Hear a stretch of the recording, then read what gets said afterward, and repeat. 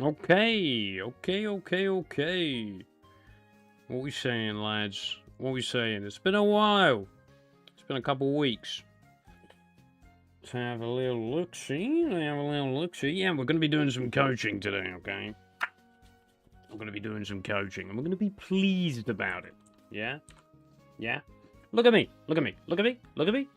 Nice to see you. What we saying, boss? Come on. He's got the energy. He's got the... What? Okay, so I've got the student. Her name is Ginny. She's in a call with me already. I'm going to unmute myself soon, and we will get to the coaching. How's it going, Potato Lancer? How you doing, brother? How's it going? I think my last stream was, what, over a week ago now? Yeah, so my last video was 2 weeks ago.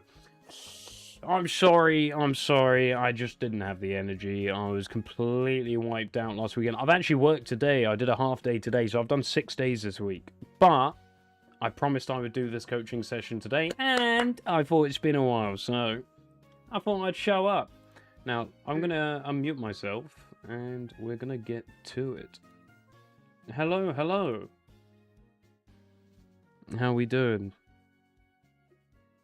You finished setting up?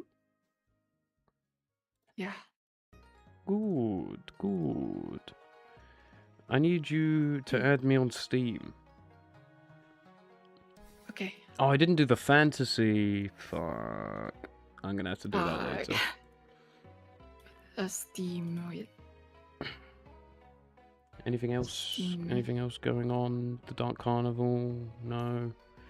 Anything new? Is there anything new in the last 2 weeks? No. No. Probably not. I guess. No. It's mainly just the fantasy and the predictions. Mm. The spotlight. Mm-hmm. I need the friend code. I can copy mine to you. 125 618. Oh, okay. Oops. Add a friend. 125 618 069. 69. Yeah. Yeah. I'm alive. He's alive. He's alive. Not dead. Can confirm. Actually alive. Are you appearing online? No, I'm in this. I could turn online. No, I'll find you. Good. Okay. Fair. There you are. Therapist. Alright, which replay? Can you see my screen? Wait. Let me turn on the stream. That's alright. I'll just stream to you on Discord. There's actually a lot. Actually, there are some. There was actually a really big loss streak that I was just queuing myself into. I would rather look at a loss than a win, by the way. Yeah. Wins are great and all, but you can learn more from losses. True. think there's one loss? game I remember like really vividly. 5, 8, and 1. It's only 6 kill participation, 33-minute game. We can probably find a better one. What's this one?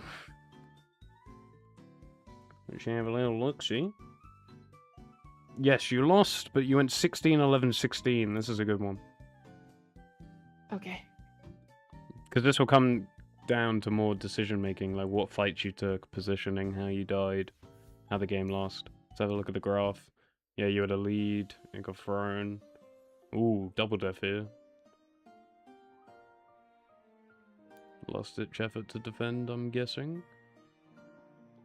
Oof, you got an 8k lead here. Yeah, this will be a great replay. How much damage? 35k. Denies? How many denies? 19, not bad. Yeah, okay. I mean, the micro mechanics look good on the scoreboard. From what I can see. But as you said, you want to look more at macro, so this makes sense. Oh, you got the new fucking breakdowns. I haven't seen any of this Yeah, yet. new breakdowns. Oh, look at this. Mitigation. From your... Oh. Oh, this is so bad. This is so bad because I'm gonna get fucking... Oh, man. Ah, I already spent enough time looking at fucking scoreboards and shit. Now I'm gonna spend even more time because I got more information to look at. Jesus. This is great, by the way. I'm not complaining. Dispels? Oh my god, this is so interesting. How did you dispel? What the fuck? I think it's a dig Wait, what item did you have? the shard. Ah, yeah, that makes sense. Shard. Yeah, that makes sense. This one's just blank. It doesn't show you what it is, but it had an 8-second duration. Valve? Hello? What's this one? What's this? I need to know what this one is. I do not. I do not know. Neither do I. I got no idea. Oh, it shows you how much damage Mage Slayer actually reduced for you over the game as well. That's really interesting. Obviously, you're not against... Why did you buy Mage Slayer this game? Invoker? I'm not sure. Invoker, mayhaps. This game was quite a while ago. I think I don't really remember. Alright, let's go. Let's go.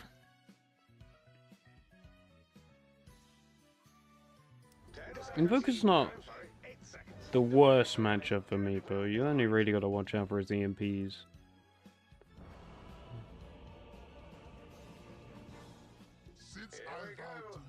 Is he Exalt or is he Crossworks? Let's find out. I think it's Exort. He's Exalt, okay. Exort. Alright, let's have a look. Now, I haven't played Meepo this match, so starting items I can't really comment on, but I do know the general build. Starting items look fine. Where's your ward? Who placed this? I placed it. I think I went in front and then I placed it. Wait, yeah, I think I did. Okay, typically, Meepo's one of the faster heroes level 1. One of my favorite things to do as Meepo is just if you got a decent PC and you load in fast, you know, like I do, and you can go straight out the fountain, you can get here before most mid laners. Most mid laners, especially Invokers, they just sit around, cast Sunstrike, you know. If you're against like a Puck or something, don't do this, because Pucks will orb out a base if they're good, and, you know, like Magnus sometimes will skewer, stuff like that. But against an Invoker, you definitely can. Just cross the river and place it on their staircase. 9 times out of 10, you'll get away with it. It doesn't matter in the long run. I'm just saying, like, it's a better ward. Or you can come around the top and place it. I can't see the ring at the tower for some reason. Oh, it's here. It's like a ward here, I believe. I don't do this ward myself. It's just what because I don't play mid lane in my bracket, but it's what I see my mid laners do. So. Oh, okay. Why am I re-hearing the fucking... Why is my audio bugged?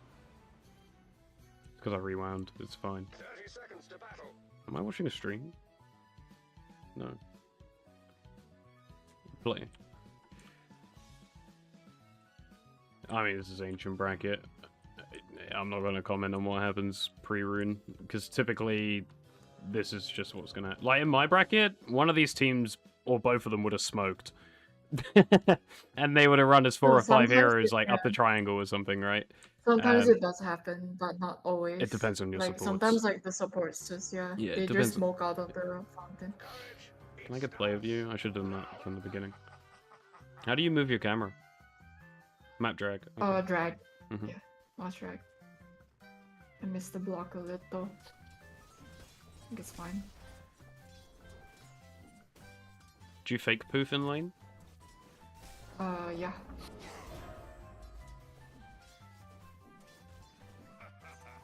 You haven't drawn creep aggro once, by the way.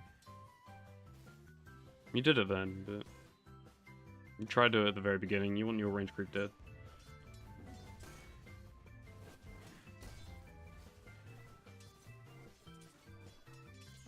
Big deny.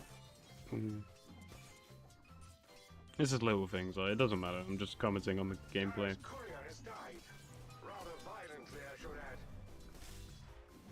Definitely want to see you draw creep aggro more to your range creep. Let's see if you do it here. Nice. 1 out of 3. 1 out of 3 is not bad. 3 out of 3 is better. Not gonna comment on CS. I miss a fuck ton too. Nice. 2 out of 4. You want to repull that, so these 2 creeps are on. You want all 3 on the creep. Nice to know. So you should now be double hitting to secure. Nice. No comments. Very good. Good damage. You got a deny coming up. You're not looking for it. You get it anyway. Nice. Good damage on info. I keep forgetting, like, your opponent's also ancient, right? So I'm like, oh, that range creep's already gone. Or... I was actually just trying to bait it so he walks forward so I can damage him. Yeah, I saw that. That's why I said nice damage, and you get the... Yeah, it was good. In the end, it was good. Do you know the concept of a hanging creep? Do you play chess? Have you ever played chess? Have you ever heard the term of a hanging piece in chess? Yes, like you kind of leave the piece hanging, but then if they take it, it's not good for them. Something like that. No. A hanging piece is a piece that can be taken for free. Oh. So, the way I want you to look at the creep wave is what creeps are hanging. Ignore the free part, just what creeps are going to die, right? Ah, okay. So right now, what creeps are hanging? The flag creep. Right, and none of yours are hanging, right? So typically there are 2 creeps hanging at all times. It'll be one of yours and one of the enemies. You always want to keep your eye on the hanging creeps, and don't create another hanging creep when one is already hanging. That's how you miss CS. Ah, okay. It's just a good thing to keep in your mind and to look out for. So now there's 2 hanging creeps here. You got yours and the enemies. You secured, but you didn't deny yours. You just did good damage. No comment.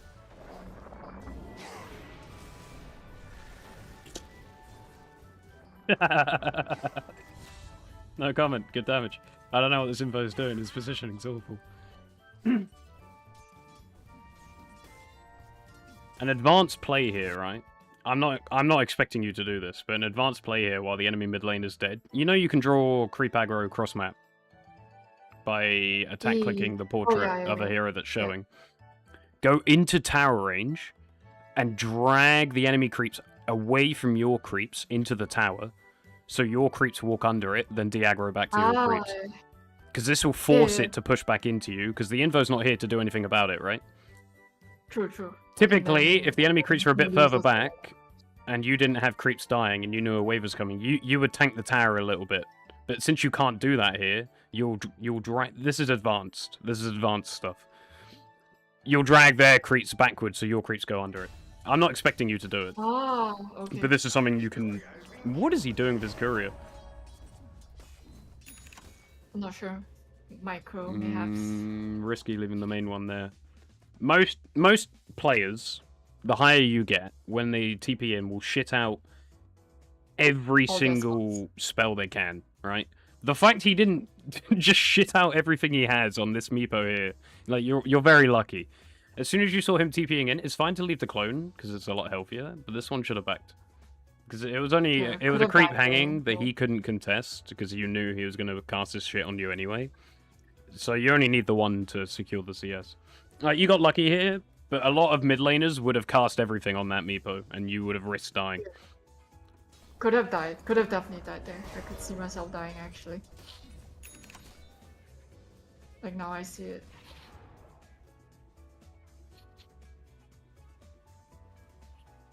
We split him for the water runes? No, one got secured. Okay, I'm guessing a support came and got that earlier.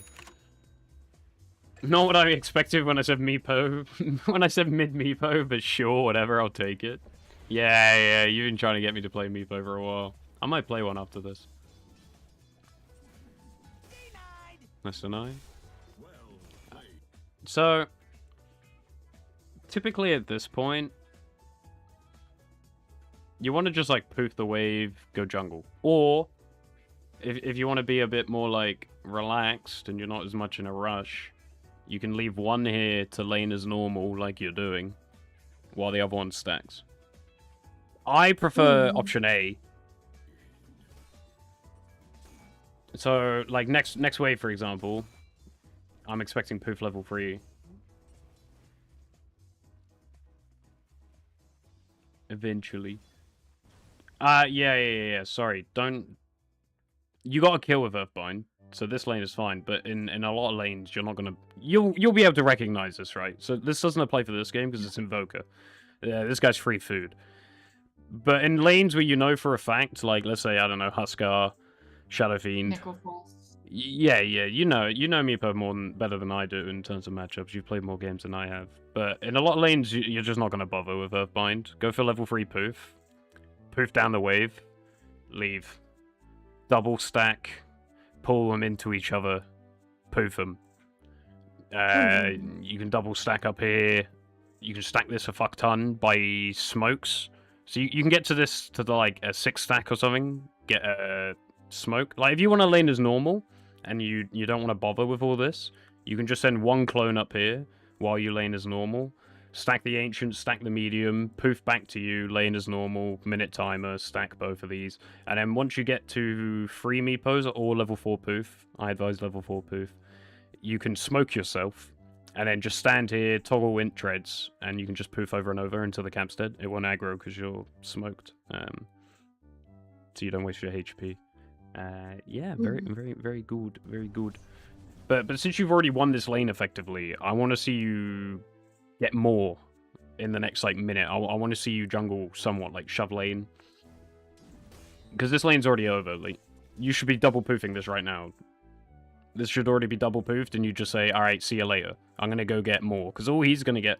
Sure, you can deny this wave, so this guy gets nothing. Like he's just standing here with his dick in his hands, getting half the XP, or you could give him the wave and say, fine, I'll let you play a bit of catch-up, while you get the full wave and 2 camps. Because he is not going to be able to go and farm these camps. He's going to be busy dealing with this wave. And then he's so far behind, by the time he's finished this wave, the other wave's already come in, and he's going to think to himself, oh, I may as well farm this too.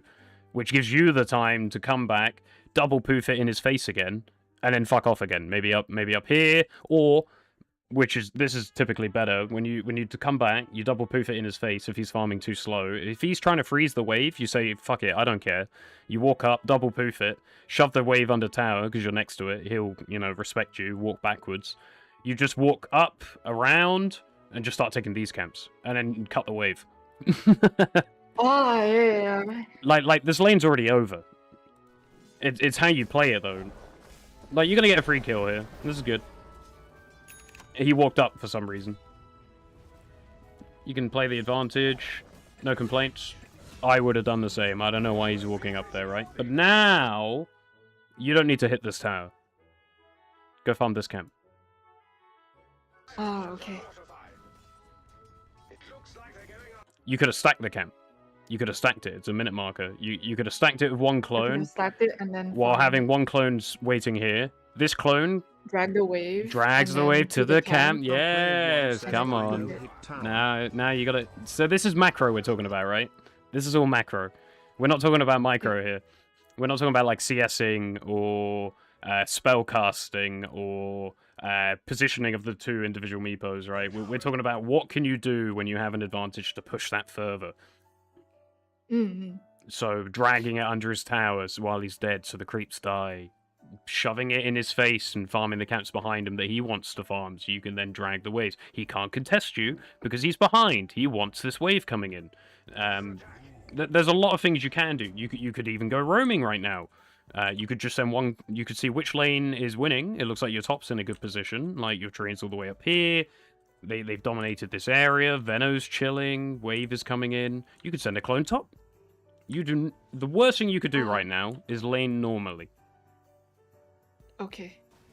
So if you went and cut this camp and stacked it and then pulled, you wouldn't be laning normally against Invo right now. He would have a wave under his tower, while you're potentially... You would finish this in the next, like, 5 seconds-ish, Why no tower? Because Invoker glyphed, and what's the point of hitting a tower when you can advance your GPM? That tower will fall anyway, right? Because you're cutting waves and shit. There's a siege creep coming. It's gonna fall anyway. Like, Invo has to sit there, or it's gonna fall. So, just push the advantage, because all he's getting is this wave. This guy's sad. He wants to lane normally. He wants to cast EMP on you. He wants to shove the wave into you with Meteor. He wants to catch you out and cast Sunstrikes on the other side of the map, meaning that he gets ahead of you because you're just laning normally. These are what you want to avoid. You following? Yeah, I'm following. So it's like, don't like try to always get more than like what's given to you. So Basically, what you have now, if you did this, is around this time you would have poofed twice. Like, you probably would have killed it, right? And then you can send one back to mid to fuck with the Invo under his tower, while one fucks off top. You've given yourself more options, right? Whereas yeah. now you're constricted to mid, and you're not really comfortable sending a clone away or stacking or doing any of this. Yeah. You've just sat mid with 2 units for 5 minutes, so you're not really microing. If you want to talk about the micro, you're not really microing at all. Yeah. They're always hugging each other, doing the same thing. Like, one of these clones right now could be off hitting a jungle camp. At, like, the bare minimum. Because with the new meeple, I kind of want like the meeples to be together because of the Here we go. XP, the XP split. This is a good gank.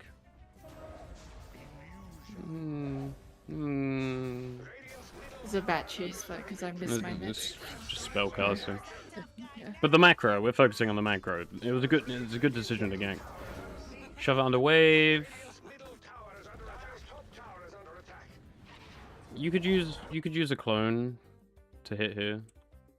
Obviously she's TPing back now, but in the build up to that, you have one clone showing hitting the tower while you TP in with the main. Invo gets more comfortable. Veno gets more comfortable. Drow gets more uncomfortable. It's just you get it. The small things, yeah. The impact it's gonna make. Like, although it's not gonna look like much, it's like the mental. Because you've also got to consider. Okay, this is true all the way up to 9k bracket before the reset. Okay, and I would say even higher. Dota players are animals. Okay, now I'm not calling you an animal. What I mean by this is that they're very easy to read. Okay, late game, for example. What do you do when you see a hero show on map on the enemy team? You fucking run straight at them, don't you? You run straight at them. Your enemies do the same thing. And when you just got to put yourself in the enemy's shoes more, right? So if you have a Meepo hitting here after this, like, you got these kills, the last thing the enemy saw on their map was both clones top, as well as both enemy heroes. Okay? While you were still in the trees. So you could have sent your second clone out, so now the enemy's info is Veno and clone hitting tower, but one clone missing. But Invo isn't looking top 9 times out of 10. I guarantee you he probably wasn't looking top after the death. So he's going to see a clone hitting the tower, and he's going to feel safer. So he's going to push up a little higher. He only stayed on the staircase because you stayed missing. So he would be more comfortable hitting the tower, so you could get a better jump. Meanwhile, Drow sees a clone and Veno very, very comfortably hitting the tower, and Tree hasn't shown again. So Drow thinks Tree is probably also here, so she wouldn't TP here. Especially the higher you go. They would more than likely either run out of base and hit a camp, or TP to the tier 2 and hit a camp. Meaning, Veno can then take this tower for free while you get the jump on Invo. Yeah. I know it's a lot. Yeah. I know. Yeah, it's okay. It makes sense. It makes sense. It makes perfect sense. But it's all logic and reason, right? Yeah. So I want to see you immediately double poof this wave. Yeah, see, you're here too long. No, I've got this on double speed. You know, like this wave could already be long dead, and you could be fucking off to bot or a camp. You don't have. There's no sense of urgency. It doesn't feel like you're in a rush. You should be constantly thinking, fuck, I need this dead. Fuck, I need to get to the next camp. I need to do this. I need to do that. You're too laxed. Okay. Your GPM could be so much higher. Now you're still in a very good spot. Let's have a look at net worth here. You're still laughing, right? But I'm comparing you to 9K players.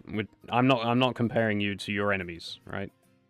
You want to get better, right? You want to take it to the next level. This is how you do it. You need to think. Okay, I usually find myself like more in the rush when I'm like really having a hard lane. So like when I'm having a hard lane, I'll be like pushing it You need out, that doing mentality like when all you're the winning. okay. Because Meepo wins by being 2 items ahead, not 1 item. Most heroes win by being yeah. 1 item ahead. Meepo is 2. Because Because you really want yeah. it's how the hero works.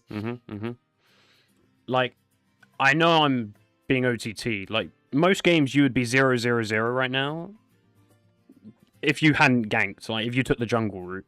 Like, the Shovelwave jungle route. Say you're against Necro or something, right? And you didn't want to gank. You wanted to stack and poof them down, right? You'd be 0-0-0, but you could easily have 80 last hits right now, or maybe 60 with a few stacks set up for yourself. Should be, yeah. Should Meepo is a macro hero, LARPing really hard as a micro hero like Naga. Very true. Macro. Okay, this is something that I've believed for a very long time. Herald players don't know how to play the game. Guardian players are only just beginning to grasp what some of the heroes do. Archon players have a rough understanding of how games start and end, but the mid-game is always rough. You get to Legend, and you start getting a little bit more polished. You get to Ancient, the micro-mechanical skills are no longer a problem. When I say this, I mean this in terms of like last hits and that, and it starts becoming more of a macro issue. When you get up to Divine, Divines are just as good as lower mortals. Honestly, micro-mechanical skills, honestly, most Divines don't have any problems or much problems. It comes more down to a sense of urgency than macro. And that's when you start getting into the high level Immortals, because the micro-mechanics are no longer a problem. You're basically on the same tier with everyone else. It just comes down to your decision making and your item timings and how you abuse the timings and map movement. It's all macro. Micro is no longer an issue. It's all macro. So you really, once it clicks, it clicks. So again, you're gonna get a kill here. So ignore what I'm saying. Let's pretend you're not getting a kill here, and it was a higher level Invo that you're even with, who's just meteored the wave. And then just runs off. You want to do the same. Immediately poof it, run off, or if the tower's lower, maybe run into it and kill it. Yeah, good damage. So look, he's now digging his hands. He's probably gonna stay here. Oh, this is gonna be rough. He's got the support behind him. Poof out. I die here. Poof out. I couldn't poof out because cool snap. Yeah. Unrock. Where we go now? Bot. Okay. So we've killed Magnus. Let's have a look at the minimap. Drow's died top. Pudge is dead. He's going to TP wherever his team needs him. Or wherever Creep Wave is pushing in. My bet is Pudge TP's bottom. Yeah, he's going to TP bottom. So, what would you do next looking at this minimap? We don't know what you do in game yet. You have options, right? You have push a tower. You have one clone pushes tower while one clone hits a camp. You have both clones hit camp, then hit tower. You have both clones back, because you have wave pushing in middle, so maybe farm towards middle. You could also gate to go top. A lot of these are... You have no TP. Other clone is gonna have the TP. You just TP'd. Forgive me. I'm more like old Meepo pilled. I thought the TP shared cooldown. They don't share cooldown? They used to. They changed it. I was gonna say I played it and they shared cooldown. Okay, that's kind of fucked up. Yeah, you could even go middle. Can you show a minimap? Oh fuck, my bad. I forgot I still have my camera down there. Hello, Kiwi. Let me just flip myself over. Oh, that feels kind of weird, but we're gonna roll with it. So, I mean, I'm looking into the game now. Yeah. Let's see what you do.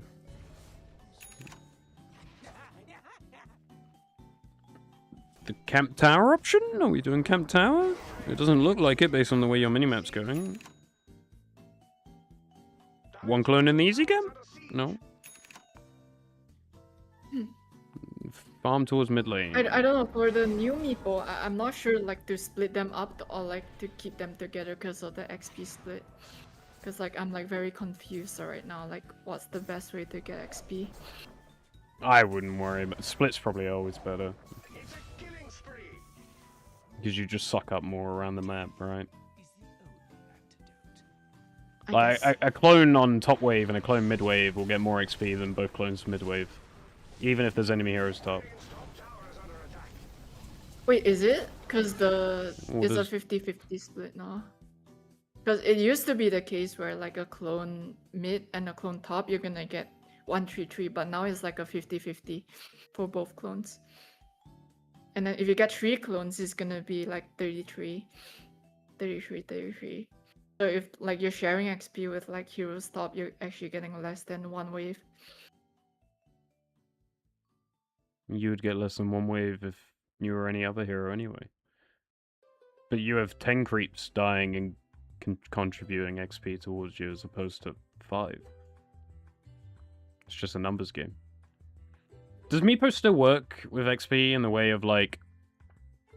Because how he used to work, that I remember, say you had 5 clones and you're in a team fight with 4 allied heroes, and an enemy hero dies, that XP gets split 9 ways. Does that still happen? No, you get 100%. So like it treats you as 1 hero no matter how many. So it doesn't treat there. you as 5 heroes anymore. No. Because it So it in a used to team treat you fight as for- 5s. That's why you used to get so much XP Yeah. before. Because For instead of getting 20% like a normal hero in that situation, you would actually... Huh. I have to So do... they recently changed like the XP how it calculates. So for creeps, it's now split evenly. When before it's 100% on the main and like 33% on all the other clones. No, that's not what I was But- talking about. I was talking about and how but for XP gets team fights- distributed. Oh yeah, but for team fights, now as long as you have 1 meeple in the team fight, as long as 1 meeple, at least 1 meeple, you get 100% of the XP for kills and assists. Okay, I'll finish what I'm saying so you understand what I was talking about, because that's not what I was talking Oh. about. Oh, is it? So, typically, when a unit dies, if there's 5 heroes nearby, that, say it was 100 XP, 20 XP would go to each unit. Because it would go 5 ways. Makes sense? 20% each. Yeah, makes sense. If Meepo existed, let's say it was 90 XP actually, so it's easier for me in the next scenario. When there's 9 units, so 5 clones and 4 heroes, each unit would get 10 XP. That's how that's how I know it. Meaning you would actually get 50 out of 90. While all your allies got 10. I'm pretty sure it still works like that. Which is why you should always split them up. You are just an XP whore. Like you just go, hang on a minute.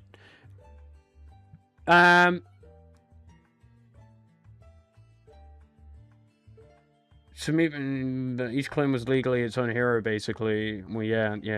Then it got nerfed. Buffed unless you're a Smurf, so Meepos count less.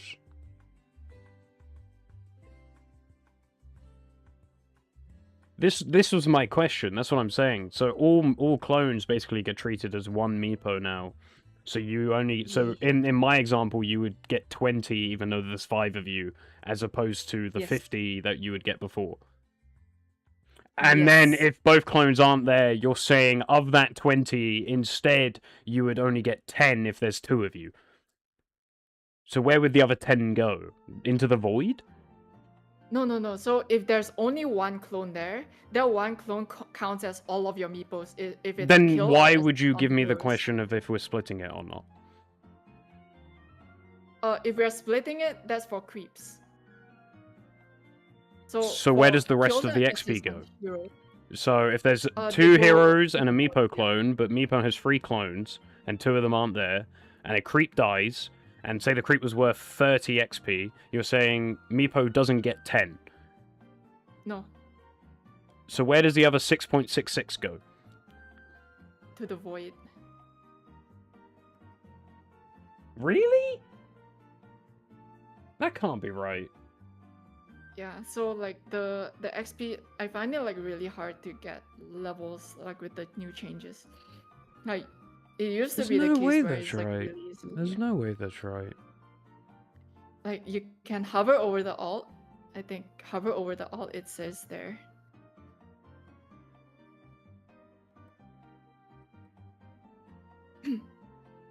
No way it just disappears.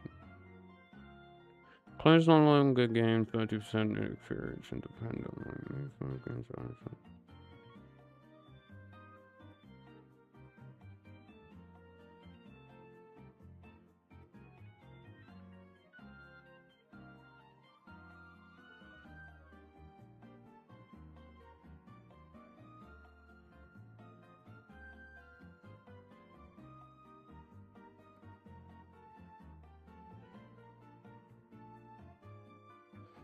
Now considered any amount of Meepo within the experience share radius as one allied territory. So yeah, you wouldn't get 50 anymore, you would get 20. So cloned, which is the clones no longer gain 30% independent. Yeah, makes sense.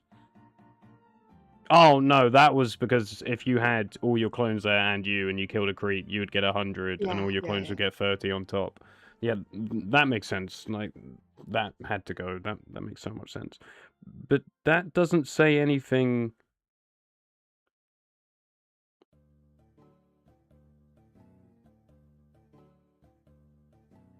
No, you would still get the full XP from a creep. It doesn't say anywhere here that you wouldn't. I know it specifically. No, all other experience gained by any meepo is divided by the number of meepos. So for if you have 2 meepos, then each meepo is gonna get 50. Then if you have 3 meepos, then each meepo is gonna get 33. If you have 4, then each meepo is gonna get 25%. So if you split them up, they're, for example, like let's say you're farming 2 hard camps, but 1 on each meepo, then those 2 meepos are gonna only get half. Yeah. Where does the rest Instead of of, the like, a XP go? Does it go to the allied heroes that are nearby? There's no way it goes to the void. I think So it you're goes to the so void. you're if telling both heroes are I need to nearby go into demo mode quickly because I can just go into demo mode Okay. and figure this out. and test it out. Yeah. Uh-huh. Oh, because I'm in a fucking replay. One sec. Ah. One sec. Mischief for mischief. There's surely not. Surely not. Still It's waiting like on how that liking Wonder guide in like game. farms I the got you this right? stream. I got you. So give me. It's time then. Prepare yourself. Like it. Actually, you should test it out with 1 meepo first, and then like see how like instead of like upping the alt, you should see how much like instead of like reset the hero so that you don't have I think the, or can you tell by the numbers? I have 0 XP out of 1.1. The Hellbag is 90 XP. So, if I just have you over here and we kill this. Just get like rapiers hitting.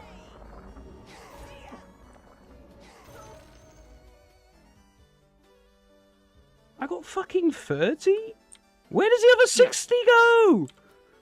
For the void, What? or like I think if allies nearby. It's...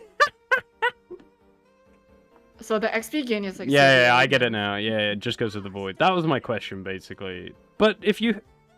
Now I need to know if I have an allied hero nearby. Do they consume the extra XP? Oh yeah, I have not tested that actually. I'm testing that now.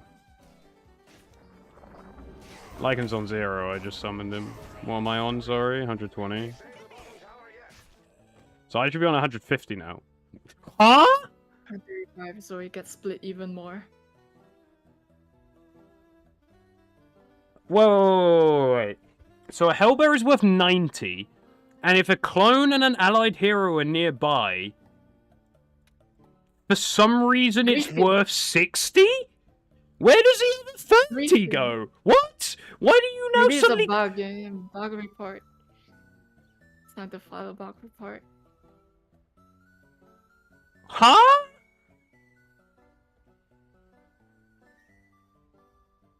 I would expect it to be... Math is not mathing here. Yeah, the math is. I would okay. expect it to at least be like... Meepo gets 30, which is the 33%, and then Lycan just consumes the rest of it, because where else would it Oh, go? I know what happened. Wait, Lycan got how much? He got Lycan 45. Okay, so basically. Plus Meepo's split 15, there's a half-half. total of 60. 'Cause Oh, it's it got split in 45, half because there's 2 heroes. And And then then Meepo got a only third of gets the 45. That's so third of retarded. Yeah, See? I'm not sure it's like they split up the meepos anymore. 'Cause, like, the XP No, I get it now. Yeah, I get it, because it checks for heroes and then splits it before it even does the Meepo math, which is so dumb. But it's not dumb, but it makes sense. It's only dumb because extra XP ends up going to the void, which gets generated, which should technically be on one of these units, but it's just, oh my god, that's so... yeah, fair enough.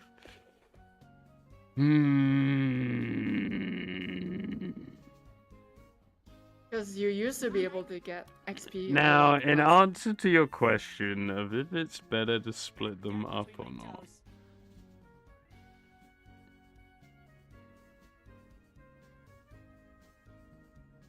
honestly, Because if you can I farm don't 2 camps, think so until yeah. Because now if you level split them up, 15 or if you 16, maybe. But Mm. no, I don't think you split them up except for ganks. Like for the example I said at this camp, where you would manage to stack it, or in most cases just drag a wave to it, and then you can think about like ganking with one clone while the other one runs back to lane. I think these scenarios are probably the only time you're going to split them up, when you have 2 of them, just ganking.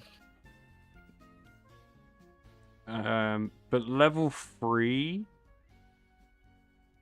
it would be different. You would have the 2 clones running around, either jungling together, like pulling camps into each other, because 66 is good, that's fine, Yeah. But I would not split all 3 up like I would before. Like before, I would say put the 2 clones, like 1 in each camp, or drag, depends on the camps. While the main Meepo farms creep waves and looks for kills. I still think you do that, just don't split them up. You can still drag to each other. Just don't do the, like, 1 in this area while 1's, like, in this area, like I do. Like all the XP just gets wasted. Yeah, too much to the void. Like, how about killing the heroes? No, you get 100% of that. We don't need to do any math on that. That was already fine. You would just get the full amount. Before you would guzzle a fuck ton more, which is quite funny. You would take 5/9, but now you just get 1/5. Did you know it used to work like that? Yeah, I knew it used to work like that. Yeah. It was because of like after the nerfs. It's the system that people checks, that- the same system that yeah. checks that divides it by 2 for the Lycan and Meepo would see 5 Meepos and 4 other heroes and just go, yeah, we're gonna divide that by 9 and give 5 knights to Meepo. Yeah. Because the XP was like used to something that I used to abuse a lot, like to get up to immortal actually before. Then like after the changes, I find it like really difficult for Meepo. Mhm.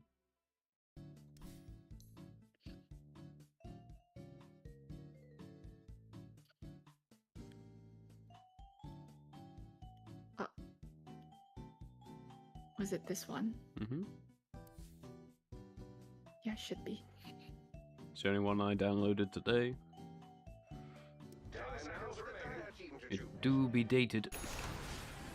Alright, where are we? Is that your first death? That's your first death. You're in bomb, get this, and this is pretty much where we were. Why SMY first? No judgment, just asking. Oh, it's for the move speed and the buff to the ransack.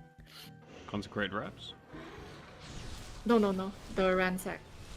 The No, I'm this- saying consecrate reps, like why not? Oh, the reps don't work on Meepo anymore Oh, okay. because it's a cooldown now, so it doesn't work on all clones. I see. So reps no longer. Is Again, yeah, I'm a patch or two behind on this hero when it comes to items, so these are genuine questions, not me trying to teach.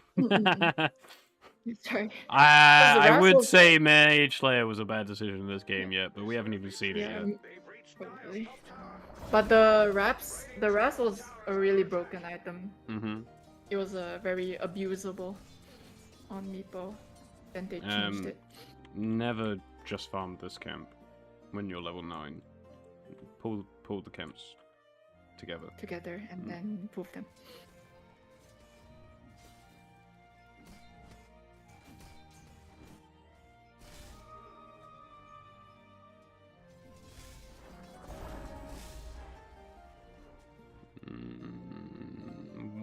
Why? Why did you poof that Meepo back? I guess you're XP. worried. Yeah, but you had. Yeah. Look at the minimap. Yeah, now I see the Wait. drow. You had just revealed this getting pulled. So hero's running up here. Mm. And then Here I one actually thought second the drow later. saw us because she was running away. Oh, it's the freest of kills. Yeah. As I saw the camp, I thought the drow was running away because she saw us. Oh, we're gonna try again. We're gonna use our microphone for Treant, right? No, we're pinging. That works. He's coming. Is he? No, he's not. So you give up because Tree's not coming.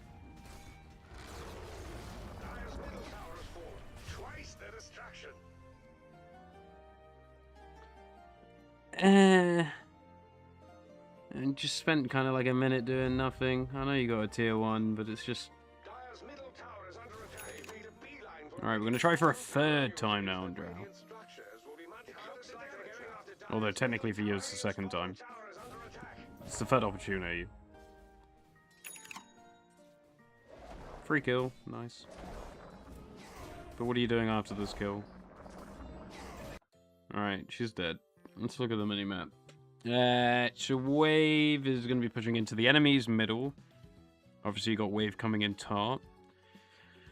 And you got Big Fight Bot. So I'm assuming you just TP Bot and quickly shove this Wave with the clones.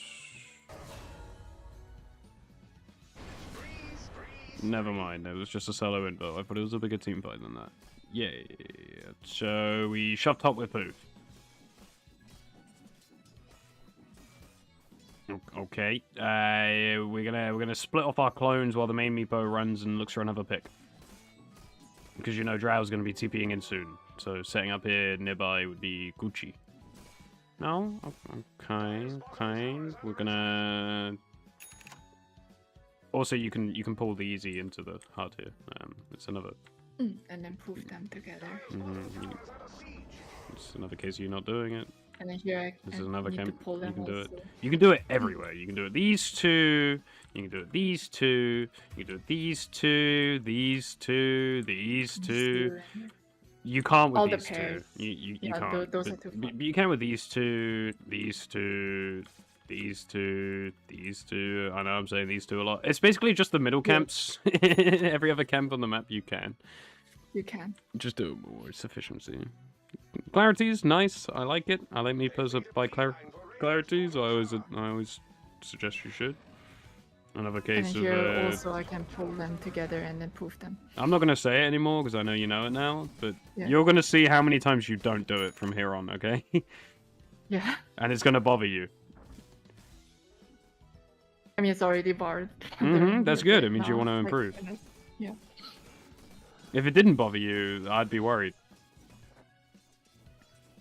So this is fine, but I would rather this clone be with this one.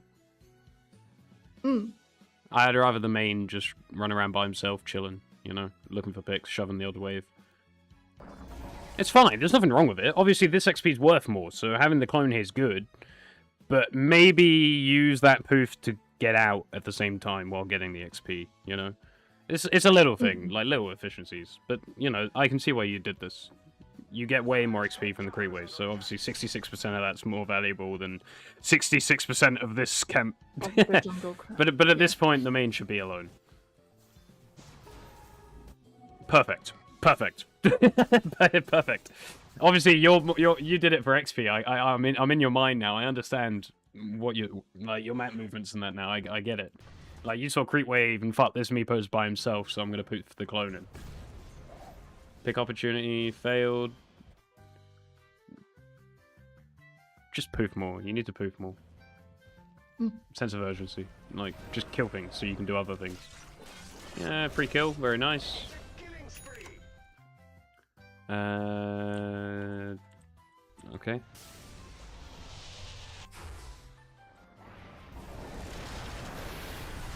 Bitch is a bitch. He's just annoying to play against.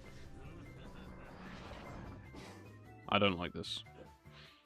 Always keep one Meepo out there so you can get back. I mean, you could argue that they don't share TP cooldowns But we're anymore. wasting 100 gold. Yeah, wasting 100 gold on the TP cooldown, which is not worth. Also, I just want to check I saw it right. Leave the healthiest one behind.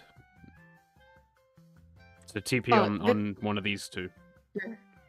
I should Obviously, TP you on you that weren't too. resetting here in the sense Yeah. of like you want to stay behind, but in the future you look to stay behind, and when you do, leave the healthiest one. Don't TP on the healthiest one, because then the healthiest one can go hit this camp. You can go hit the easy camp while these two heal up. Very efficient. Then you can cycle these out. You can poof one in while he poofs out, and then poof that one in, and then the last one. And then poof out and then reset on all three. Because instead, like, that easy camp could be No, dead like, by all now. threes are wasting time. Yeah. And you could be It's moving all the towards this camp, or you efficiencies. could be moving towards this wave, right? There's just a lot. Yeah, it just comes down to the same thing. It's just map movement, no sense of like, I need gold. I need it. I need it. You right click a lot. Are you poofing this? No, but you could have dragged it together. But you decided this is better. Look, we got nature camp, so we're going to drag this together and poof it. We're at least going to poof it by itself, right? Just to get it killed. Yeah, no tread switch. I've noticed this. You don't do it. I do like that he's solo poofing. That is good, but you should be tread switching for it. You also I don't. find You also sometimes I tread switch, but sometimes I don't. Like it's not like fully. Sometimes I do it, sometimes I don't. Like I think it's like sometimes. Is there even a difference I think I between main need to, Meepo like, and clone make sure, Meepo yeah. now? Yes, there is a difference. Do you want to know the difference? I don't think magic resistance is the difference anymore, is it? There is no more. Yeah, because Magic they took it on Divided We Stand. So, and there's no stat difference anymore. So, do you want to know the difference? It's the little number. Mega Meepo. It's Oh, the little Mega number Meepo. by the name that tells you the level. That's the difference. It's just a UI thing. There's no difference anymore. No, I don't think there is. There is one difference. The eggs. You can. Oh only press yeah, it on the main oh Meepo. yeah. Did you play during the bug where you can get Mega Meepo on the clones? Oh no, I didn't play during that. Unlucky. Basically, you I bought mean, it was if you really bought funny. 2 Aghanims. If you bought 2 Aghanims, you got Mega Meepo on the clones. Oh, it was 2 Aghanim. Oh, I thought it was just a bug. Oh, you had to buy 2 eggs. That was the bug. Oh. Okay. Yeah, 2 it eggs was. and then just- It's not a thing anymore.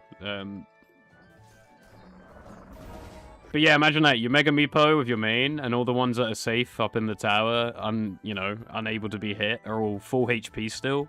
And as soon as they come out of the void, full HP, that one Mega Meepos. Radiant's You just don't die. You just do that 5 times. Dire's bottom tower is under attack. Radiant's middle tower is under attack. Ew. Ew. It's minute 16 and you got 3 of you hitting an easy camp in the corner of the map. Yeah. Ugh. I think I'm like autopiloting this game. It's like I'm cringing also at myself. I do like that you don't look at your teammates. This is something I advise a lot of players to do. Don't click on them. Just look at them on the minimap. You don't need to know their skill builds. You don't need to know their items, especially at this level. Like, most of what will climb you to Immortal from Ancient is, like, you could be easily 3k net worth ahead of where you are right now. You have 1 item. Do you understand? Actually, I think you have 2. I think you got 1 on Courier. I take it back. Yeah, you have 2.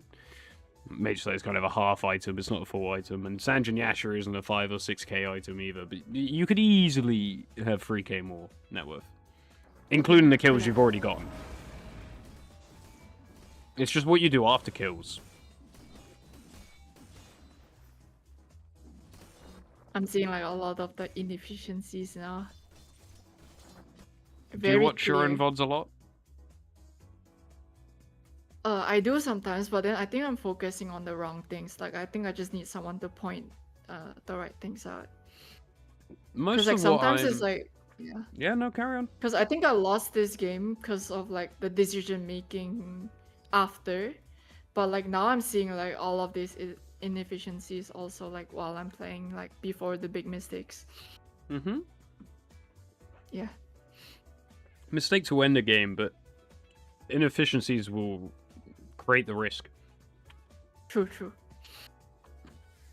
Like, Because like if I'm like 3k ahead now, like the mistake is less likely to happen just because of the net worth.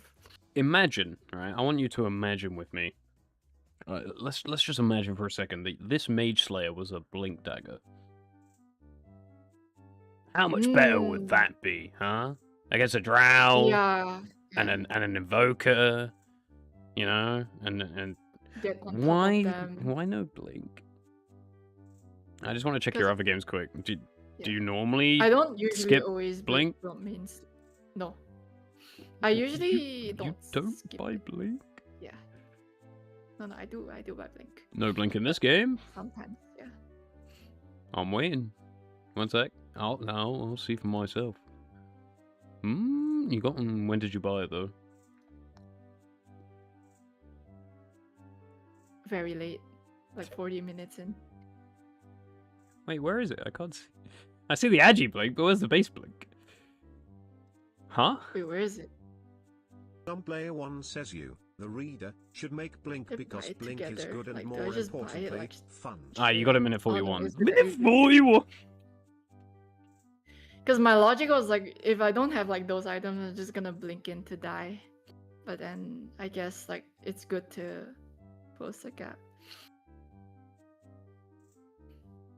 What type of hero? Because I'm is really Mika? feeling the 30% magic resist nerf. Like they sneeze on you, you just die. What type of hero is Meepo? Do you know What the type of answer? heroes? Mm-hmm.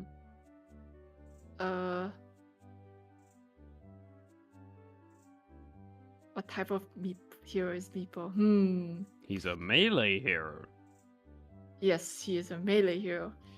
He's also a positioning-based hero, which is why you feel weak. Some player one says Because your Blink on positioning Meepo be is a bad and bomb/gank you're walking at item, people. not a team fight initiation item. What is the difference between you walking at someone with your main and poofing in, as opposed to surprise blinking on someone with the Meepos already poofed in before their reaction time can come into effect? What's the difference? One, you're already on top of them, full HP and collapsed on them with all your units, and you've already gotten off about 500 damage plus a root before they can do anything. The other one, you've only got one unit there, telegraphing exactly who you're walking towards and what you want to do. Which one's more likely to die? The first one. Which one can't choose when they want to go in? The first one. Which one doesn't have an escape? The first one. The Do you first see one. all the different reasons why not having a blink dagger is bad? I see. Yes. I'm not saying get it first. Like your SMY timing's very good. Like it's decent. Like even in a game like this, like a 14-minute SMY is not bad. Now, it could easily be a 12-minute SMY. I guarantee if I download this replay and look at your early game, that you probably weren't pulling camps to each other, nuking wave as much as you could be, or looking to get as much as you can out of lane. But that will come. Like, your GPM will come.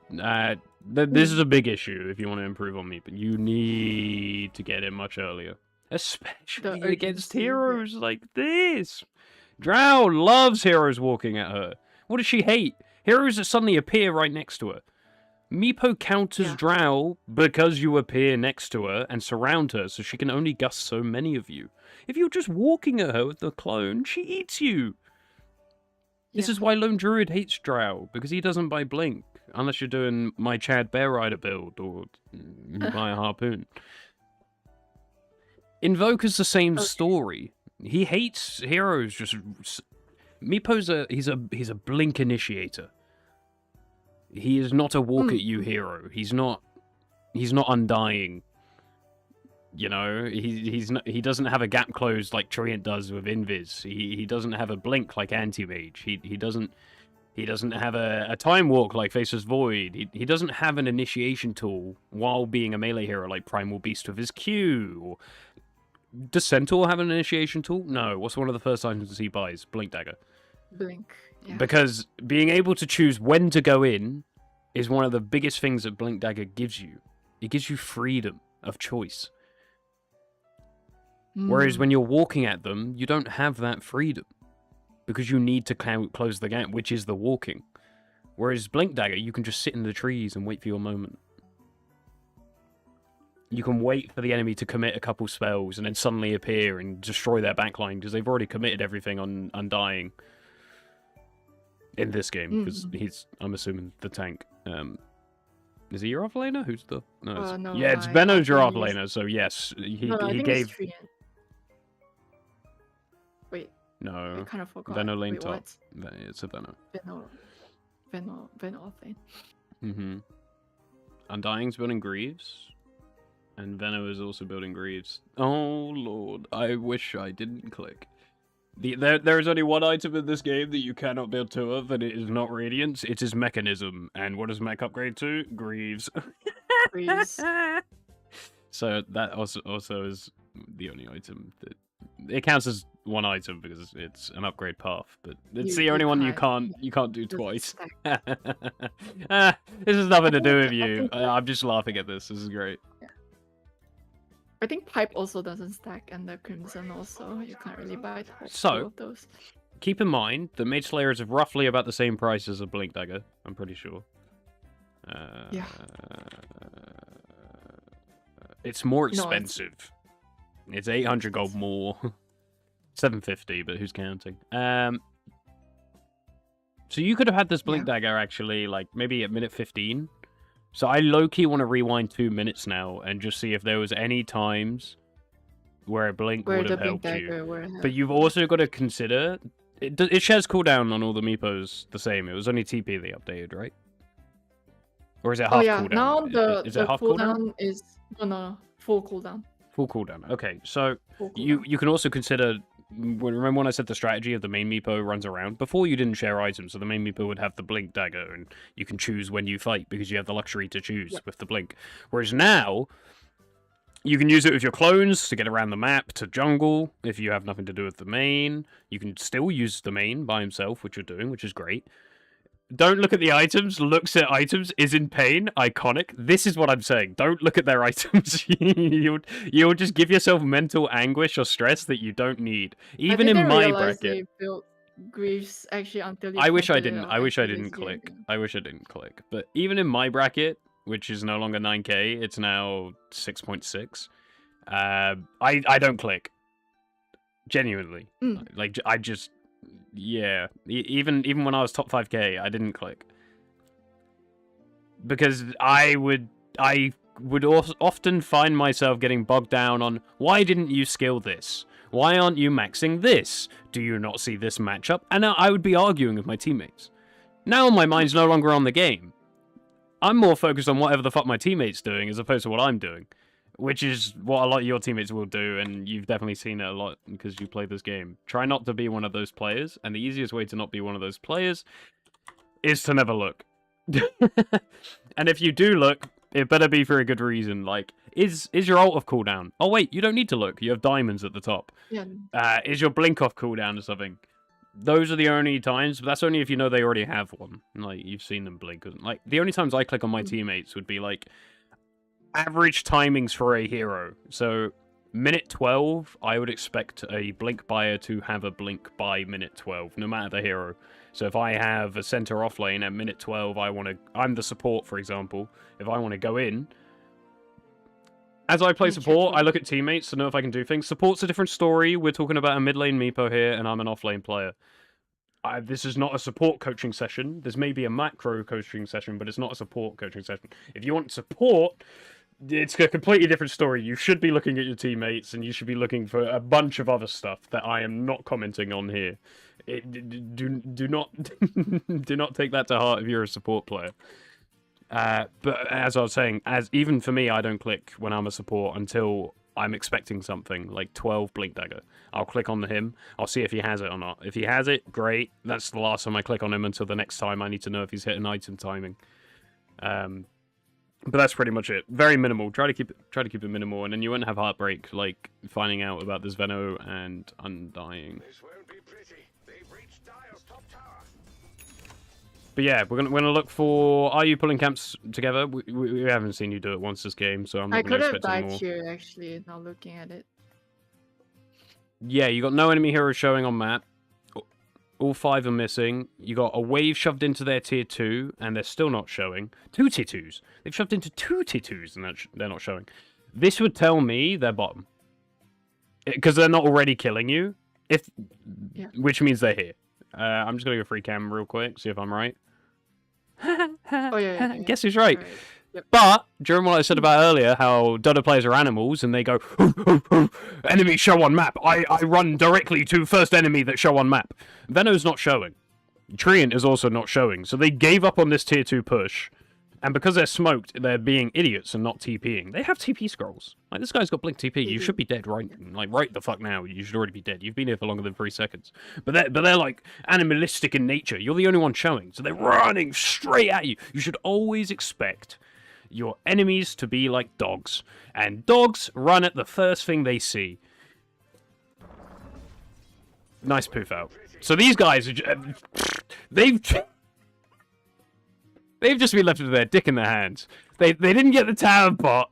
They did nothing with this smoke. They decided to run at you and you poof out. They didn't TP blink at you like they easily could have on Magnus to RP and secure you to give enough time for Invoker and that. Did these guys also have They do TPs? alright. TP up. No, everyone has TP. Yeah, within all right, you should be dead. But because you realized, oh fuck, I'm the only one showing. I mean, I don't think you did. I think you were more like, the creep wave's dead. I'm not pushing this tower. I'm just going to get out. But you should more think of it. You should always look at what information you're giving the enemy. This is something I don't think you... Now, this is me assuming, but I never thought about it when I was an Ancient. I only just started thinking about it in the last year, and in the last year I gained 3,000 MMR. But another big change that happened to me in the last year is I started my YouTube channel and all that. And what happened when I did that? I've never watched more of my own gameplay or more of my own replays than in the last year. Because of the channel. Because of all the editing and the hours and hours and hours I'm sit there watching my own gameplay and cringing. And then thinking to myself, this is what I'm going to do. Yeah. But most of what I'm saying doesn't get never, ever got pointed out to me. I had to learn this myself. But it's just logical. It just makes sense. Like, to me, it just makes sense. Like, a lot of it was either monkey see, monkey do for me. And then, after I did the monkey do, I said to myself, monkey why? Why monkey do? I know I'm breaking my English down because I'm an idiot and I like to be goofy, but... That's basically how my brain works. Like, why am I doing X? Again, these could have been pulled together. I also tell myself off. Like, if you watch my streams, like you said in the tread switching, you don't do it a lot. When I don't do it, as soon as I finish casting a spell, I think to tread switch back. So I go to tread switch back, I see, oh fuck, I didn't do it, and I tell myself Oh off. fuck. I tell myself off. If I miss a CS, I tell myself off. It's very... Self-punishment should never be taken too far, and it can lead you to losing confidence and playing worse. So be careful with this. Speaking from experience. Okay. Yeah, don't do it too much. But it is good to keep in mind, like, I didn't do it, I need to do it next time. Okay, yeah. I'm not expecting you to remember literally every single thing we go through, because it's a lot. Yeah. But like the thread switching, the pulling cams, like I think like Oh, those are we'll go over cliff pretty notes at the obvious. very end. I'll give you like Yeah. exactly, you know what cliff notes are, like the summary Oh yeah. that you can just take away and work on. Like for example, my last student, his summary was you need to creep aggro more. His was all laning phase. He was Herald. Let's quickly check what rank he is now. He was Herald 2. He's now Archon 2 after my coaching. He's gone from Herald to Archon 2 after my coaching. And what I told him, he said, do I need to play cheese heroes to get out of this bracket? Is it my teammates? All of that. I said, mate, I looked at his GPM. I looked at his laning. He had 0 denies in most of his lanes. He never creep aggroed. He would run out of a lot of heroes. I didn't go through with him most of the stuff I've gone through with you, because you're way further ahead than he was. I don't need to go over any micro mechanics. You have over 1,000 games on the hero, for example. You know, you've just got inefficiencies, and that can get hammered out very easily. Like you can be a high immortal player in the next year, easily. But yeah, he was just stop over chasing, recognize when it's not going to be a kill. Pull creep aggro in lane to deny your range creep more. Focus on denies. Those are the only 3 things I told him. As like his summary cliff notes. Like the main 3 that he needed to work on. And within like a week he messaged me and was like, I'm out of Herald. He said the game's never got... Because for him it was just, bro, people in your bracket suck at farming. Stop trying to kill them when you're equal to them. Just get an item or 2 items ahead, and they fall over like dominoes. You don't even have to try kill them, they'll die. Which is especially more important for you in this bracket playing Meepo. You need to be, especially at this point of the game, already an item ahead. Which I think you are. Like, in this game, you are an item ahead. Like, you're in the perfect position. This is where you want to be, but this should be a Blink Dagger to further that lead. You can't close the gap on these heroes. I'm really curious as to how you're going to do it. I'm expecting you're just going to be walking I think that's also at one them. of the reasons. Yeah, that's also one of the reasons we lost like many of the fights after, because no blink.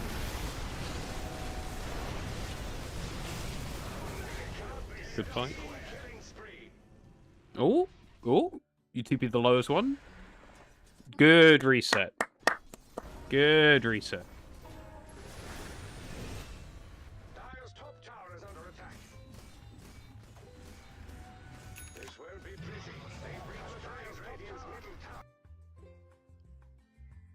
What minute is it? 20. What can Meepo do at minute 20? Tormentor. Always go for it.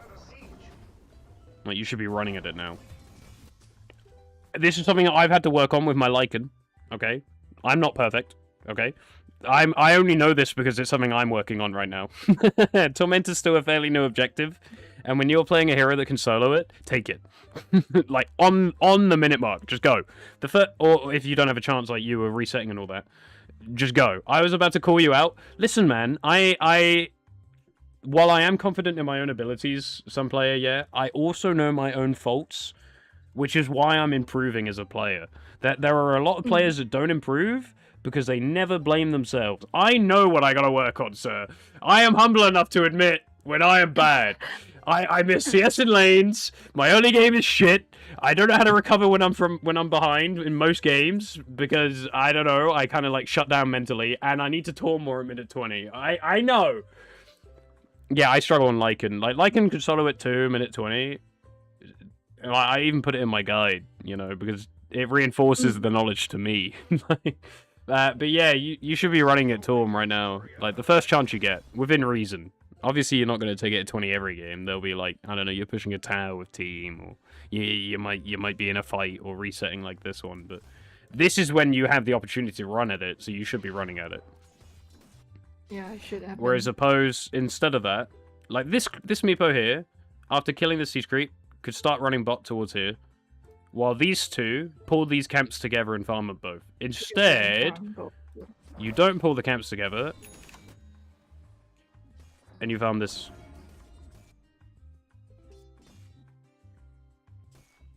Shopping, not bad.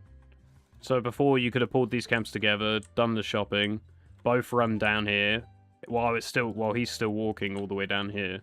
Pull these together, quickly poof them.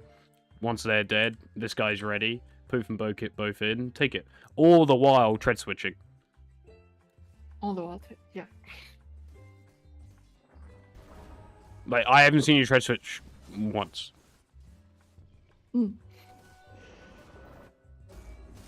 Like, mana's not an issue for you because you bought Mage Slayer. When you stop buying this and start buying Blink Dagger, you're going to see why tread switching is important. You will not have as much mana as you do on all the clones right now, playing the way you are. But you will also be aggressively poofing much, much more. You're not poofing enough. Much more, yeah. But I think this is the only game I bought Mage Slayer. After this, I just never bought it again. You had one bad experience and went, fuck that shit.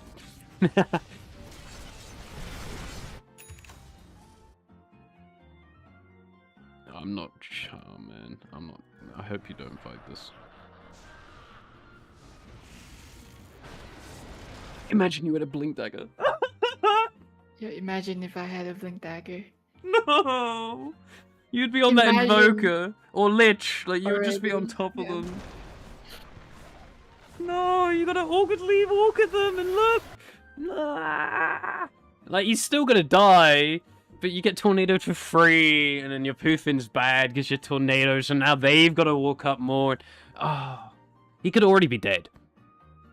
Yeah, would have already been dead with the blink. I mean, he would have tornadoed when you got on top of him, but while your main's tornadoed, the two poofing him would have been underneath, and then you reroute, and it just would have been a slightly different sequence, and you'd be dead sooner. Lich would also ult and cast his spells sooner. So, you know, it's a double-edged sword. Yeah, it goes both ways, but...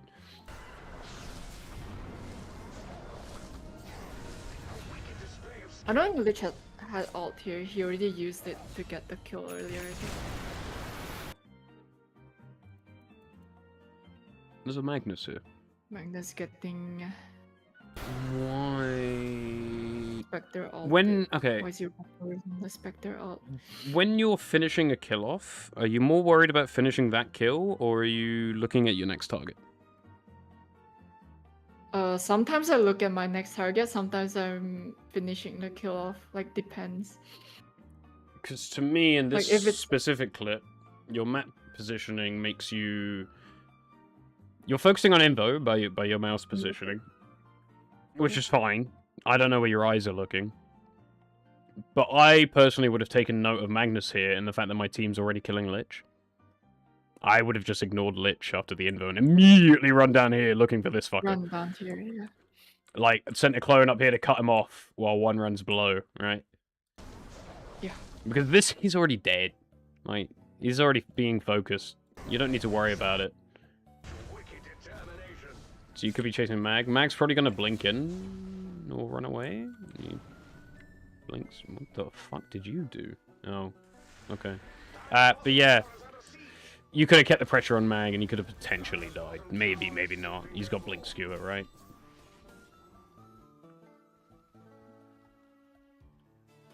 But yeah, that's a good concept. When a hero's dying, you don't need to look at them anymore.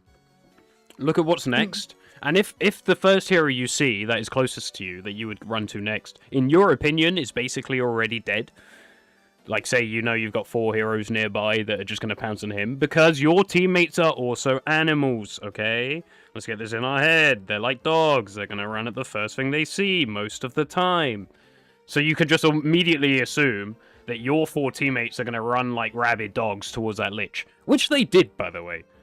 But you made it 5 heroes. You could be like the bloodhound that smells the extra kill at the edge of the forest and go look for it, you know? You could have even immediately thought to yourself, because you saw Drow this wave 10 seconds prior, while Lich was dying. You could have said, fuck Magnus, so I'm just going to gate, while showing a clone bottom so Drow feels safe.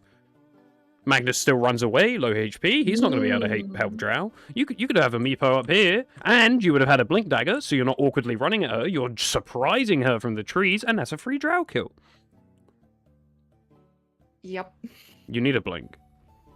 Yeah. I didn't get it earlier. Like, you need a usually I Blink. get Blink like so late. Usually I get it like after all the items.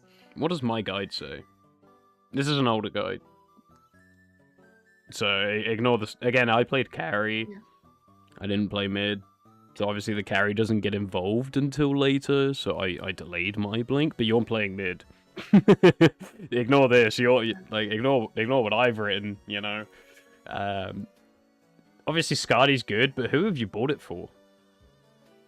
I know just for stats. Yeah, I know, but Yeah.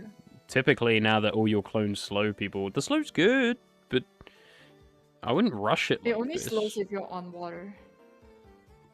Like, oh, you mean the Skadi slow? Sorry, Mm. I thought you were talking about the passive slow. Oh yeah, the passive slow on Scardy, yeah. Like, it's Yeah. good. No, I mean the passive slow on the. Oh, Ransack. Yeah. Yeah. No, oh, sorry, not Ransack. The innate something. Yeah, something. Yeah, in the water. Yeah. Yeah, the water. Like, Scardy's fine, but there's no hero in this game that makes me want to rush it. Mm-hmm. This game, SMY is great, because you want status resistance for this fucker and this fucker. So I agree with that. Then I immediately think I need to be able to close the gap on Drow and Invo, so Blink would be my next option. Let me look at items again. Third, I would go Ags. Because the only reason, as you agreed with me, that you went Scardy this game was stats, right? Because you don't need the passive. You don't really need the slow this game if you have a Blink. You've already got the roots, you're on top of them. Because they don't have any real escape heroes, other than you could argue maybe Magnus with his skewer, but with a Blink Dagger, Mag can't get away from you. They don't have any healers like Necro, Huskar. You know, there's no real... You are forced to buy a Scardy against me, or you're going to lose. They don't have that hero. So you can delay it. You can just get Aghanims. Now, in other games...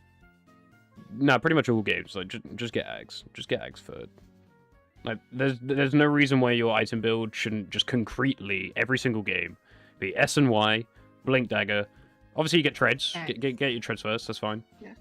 I don't know why you go double circlet for your item build, for your starting items, if you only end up with one Wraith Band. Did you have a second Wraith Band?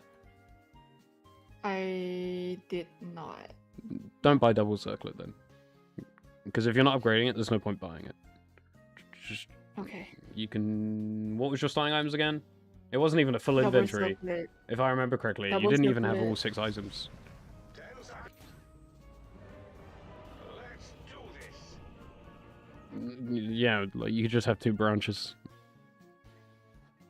It would do the same. Or upgrade it. Or just swap this for like what I do. Just get slippers. Because then you get your faster Wraith Band, you can move on to treads. But you should never really waste... If you're going to do double circlet, go triple branch. You have the gold for it. There's no reason... Like, fill your inventory. There's no reason to be a hoarder of inventory slots with a circlet at the beginning of the game when you're playing a hero like this. Just there's more efficient ways you can fill it. Like, for cheaper, you could go double branch, and you would have more than 80 gold. You would have 45 more gold. You would be at 125, which would put you closer to the treads that you want to be anyway by doing this. Does that make sense? Yeah, it makes sense. Yeah. Okay. Yeah, typically don't go double circlet on any hero unless you're upgrading both of them. Is 'Cause what I was trying to my say. was like usually if you look at my game, sometimes I go double Wraith Band, sometimes I go double Bracer, depending on like.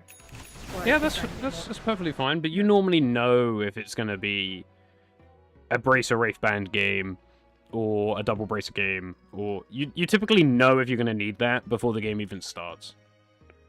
Mm, So if you know you're not gonna need that, like you did this game, there's no need for the double circlet, right?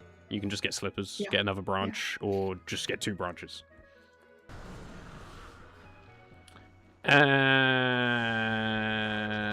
Yeah, they just died, and we did the whole comment on you could gate and go kill Drow, because I'm trying to find where we were. Okay, so we just hit the tower, they forted, and we walked all 3 back. Meanwhile, in our universe, don't know what he's doing. Yeah, I mean, you got no TPs, so I guess it makes sense. But you had 4 clones here farm this inefficiently. You could have 2, you could have 1 walk here, 1 start walking like here, while 2 of them pull these into each other, as opposed to all 4 hit into 3 hit into 1 leave. It's not massive inefficiency, because you kill it so quick right-clicking, but...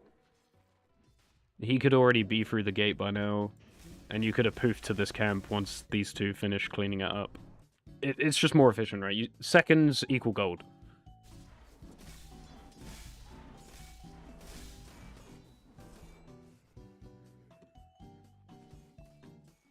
Can't pull these. Spectre's farming here, but... Looking at the minimap here, I don't know why you went to the easy camp. Because you're taking farm away from Spectre and yourself. Does that make sense? Yeah, it makes sense. I shouldn't Because be here. because you like, could be getting should these go- 2 yeah, I should be going while up, yeah. Spectre gets this, whereas now you get this. Spectre And gets Spectre nothing, has and to leave, then you also now have to run a decent distance to get more. This is a different type of inefficiency. It's just keeping an eye on your allies and where they want to go. Again, your allies are animals. It's very easy to predict typically what they're going to do, especially a carry like Spectre. Like, I look at the minimap, I see this ancient camp's not here. Now, I know Spectre doesn't really farm it that quick, but she has Radiance now, so she does. But 9 times out of 10, most carries with an ancient camp dead already at the 30-second mark are going to walk up to this camp. She did, even though she saw you walking there. She walked there for an extra 3... This is what I'm saying. Like, you can read players. You just need to think about it. I think you might autopilot too much. Yeah. I think I'm just like autopiloting this game. It's like Do I'm you? not really When do you thinking about typically it. play the game? Because this Uh, matters. Do you play after work? Do you play in the evenings, late at night? Are you playing midday? After the gym? Like, when are you playing?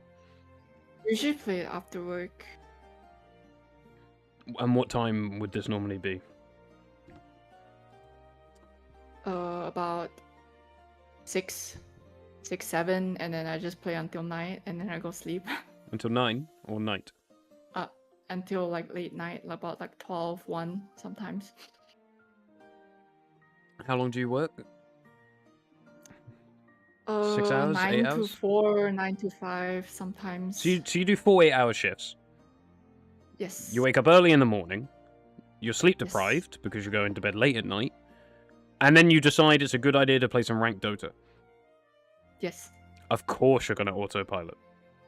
You don't have the brain capacity left, especially the later games you're playing, to think about these things. You're just going to go to muscle memory and do what's comfortable. To play unranked. The first couple of games you can play in ranked, like around 6, 7 o'clock, perfectly fine.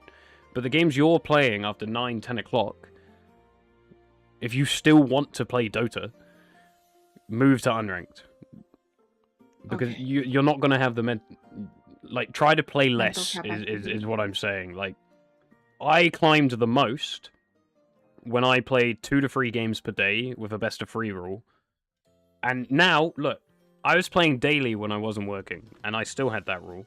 Now that I'm doing full 40-hour weeks. I picked up an extra shift today on the Saturday, so this week I did 48 hours. But I'm not playing on these days Ah, okay. because I wake up at 5:50 in the morning, and I don't get home till 7. I'm exhausted. I can't think about last hitting, let alone the fucking mid game or any of this. I don't. Why can you? You can't either. It's natural.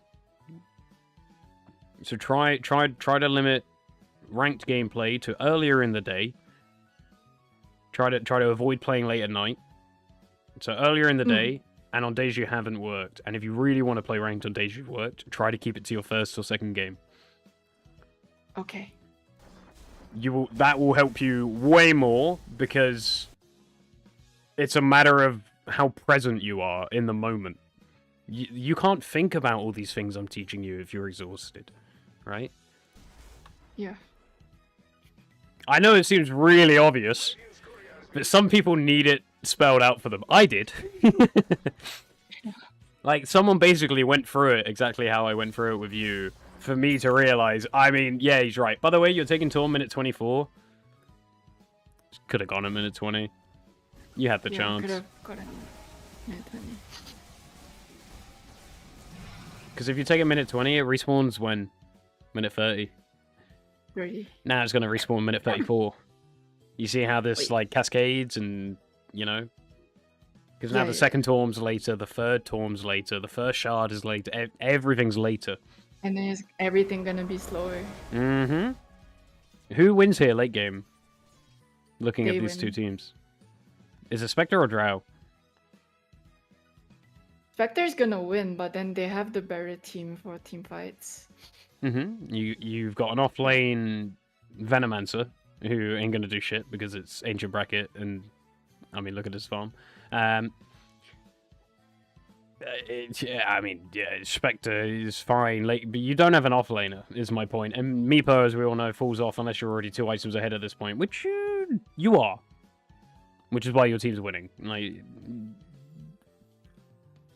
if you weren't 6k ahead like you are now, you could be 10k ahead, by the way. Just saying. Could have been. There's so many things I could have done to get more. Like, you could be way further ahead than you are now. But even where you are now, you're still at a massive advantage, but you should be losing because of this off-lane pick, late game. Like, you should lose late game. If you don't close this game out Yeah, I need to in the next 10 be minutes, more urgent. you lose because it's off-laner v no off-laner. That team will always win. Doesn't matter what carry they have, 9 times out of 10.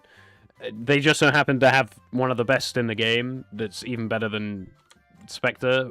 Shock, I know, but if Spectre can't touch Drow, Spectre just dies. So yeah, I would expect your team to lose late game. Like, this is why I would expect you to close it in the next 10 minutes. But you've missed so many opportunities for kills, extra gold, for not having Blink Dagger, not pulling camps together, looking for more farm, maybe dragging waves to camps, looking to gank. You stayed mid for way too long. I do understand that at the moment you have the XP sharing in mind, and you're trying to mitigate that a lot, and I'm sure that will come more naturally to you. It's not something I've had to deal with yet, but I personally don't think I'm going to focus on it much. I'm just going to play as normal, and I think it will work itself out anyway. Because you're farming so much, it doesn't matter how much goes to the Void, because you're still getting so much more than everyone else. True. Now, But your I guess like, little... you still get more gold. Like the XP, like This is you a get gold less, game. but then like the gold you still get.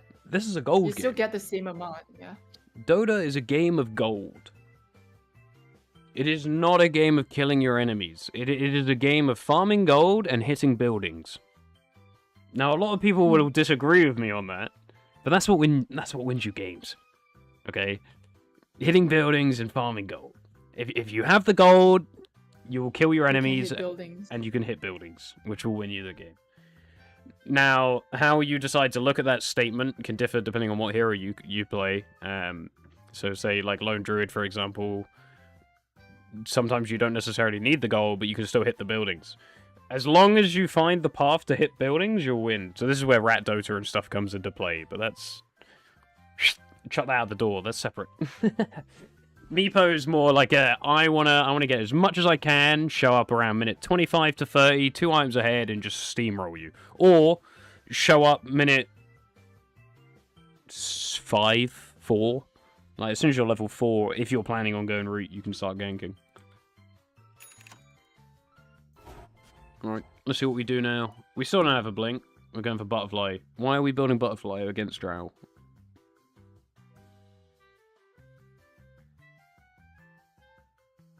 Not really thinking here. It's just Not really autopilot, isn't it? thinking, yeah. It's just It is, yeah. autopilot. There's no point buying this against Drow. You could argue more right-click damage and some armor, but she ignores the evasion and the armor. There's It just no ignores, point. yeah. There's just no point. There's no point. And then like the other heroes don't really care about butterfly. Yeah, also. exactly. You're autopiloting too much. I didn't look at when this game was played. I didn't look at what time it was. Like, this could have been one of your later night games. Was it? Don't really remember. 13. No, it's quite early. No, actually. you played this at 1 o'clock. This is one of your earlier games. Yeah, you're just autopiloting. I would expect this kind of gameplay from 5 in the morning. What the fuck? But you clearly woke up and did this, so you'd be energized. That's fine. Yeah. I don't see any late games here. Where's all the late games you were telling me about? Oh, there's a 3 in the morning. 11th. Of course you lost this one. Wait, the time zones are not correct. I think because your time, my time, is it? Does this say 9 o'clock for you? No, your- that says 4 p.m. Oh. Yeah. I need to add 7 hours on each of these. So this is a midnight game. Oh. Yeah, this is. Oh. So that 1 o'clock game that we're looking at now is not. This Oh, is yeah, this these is were- this these is were actually rage this is queuing actually a 9:43 late at night, and you started playing at.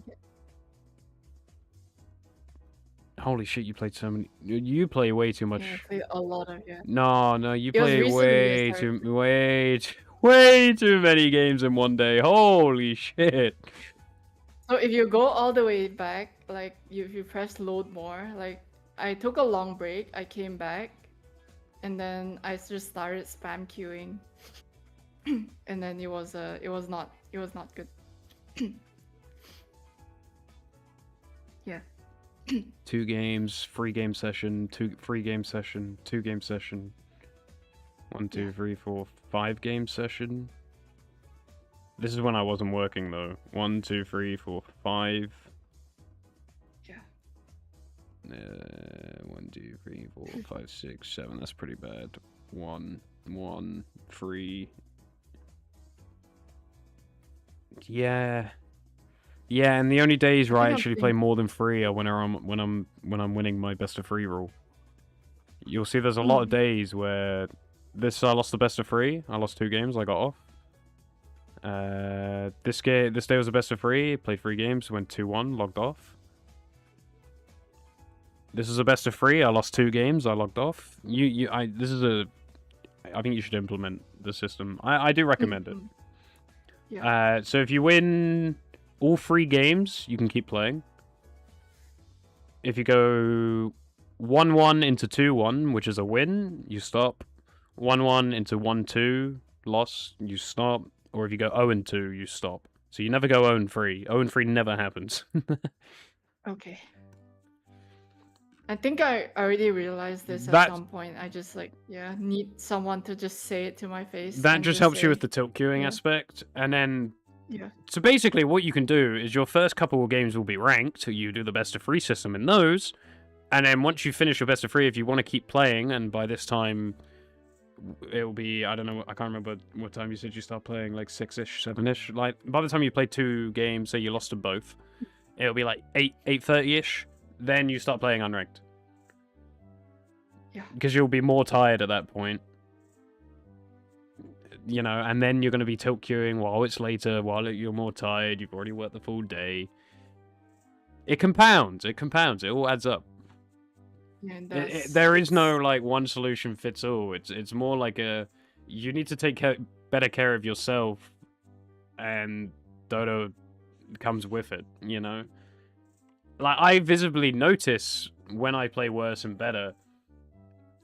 When I follow these rules, I only play when I have energy. Like if I was to play now, for example, perfectly fine. You know, I did work a shift this morning. I did wake up at 5:30, but I finished at 1. It was a half day, and I went to bed at 9 o'clock yesterday. So I got more than 8 hours of sleep. I feel perfectly fine. You know, I've had 2 meals already. I'm in a perfect condition to play the game. Mm. But if you ask me again in 5 hours, I would say ain't no way. I'd already be in bed. I'm probably going to be in bed at 9 today. Like 4 hours from now, I'll probably be asleep. Makes sense.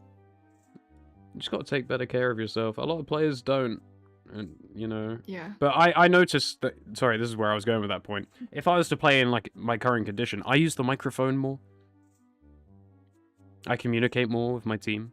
When I'm tired and it's late at night, I barely say anything, and I barely type. And then my gameplay's worse because I'm also an autopilot. But not only am I No an energy. autopilot, I'm also not communicating with my team. This is a team game. Yeah. I notice my win rate goes up dramatically when I use my mic. And I only use my mic when I play earlier in the day and have energy. So it all correlates, right? Everything comes together in one nice little bow. You have more energy, you'll make better decisions, you're less likely to be an autopilot, and you're more likely to communicate with your team. Because you have the energy to communicate. Yeah. I'm not going to comment on micro that much, like what you're doing with the Meepos, because we've already spoken a lot about that, and I think you understand now. And we both understand you're doing what you're doing because of the XP distribution system, and that you're overly worried about it. So, let's skip to the next fight. Radiant's top tower is under attack. But I like realize like actually it's not that big of a deal like looking at it because of the gold you're gonna get. Yes. Oh my god, imagine you had Blink Dagger. Ah! No, it's okay, carry on. Wait, did I die here? I think I died here. Pretty sure I died here. Wait, did I not die? I forgot. Let me rewind. I don't remember. Yeah. If you were to blink, he would be rooted here. Like right here. Yeah. By these trees. Or maybe a little bit before. Instead, he gets to walk all the way up here. You miss a root. You don't get to poof in doing damage because you're not on top of him. And he gets a free tornado. I'm not going to comment on that route. We'll ignore that one. Jesus Christ. Now, Lich would have still cast his shit on you, whether it happened down here or not. And he still would have tornadoed you. But the difference is, when you know it's an invoker, you know they're going to tornado. Because you click on them. 9 times out of 10 they have it. Yep. When you blink poof on an invoker, delay the clones. Because if you're too quick on the clones, like you want to be on like a Lich, for example, he'll tornado all of you. If you delay the clones a little bit, he'll tornado the main one, and then the clones can catch him. Okay, all of this would have happened to you, whether you had a Blink Dagger or not. So you were dead either way, but instead you would have been having all these spells cast on you by these trees, which is close to your tower for your team to TP in. Whereas instead you're all the way up here and there ain't no chance.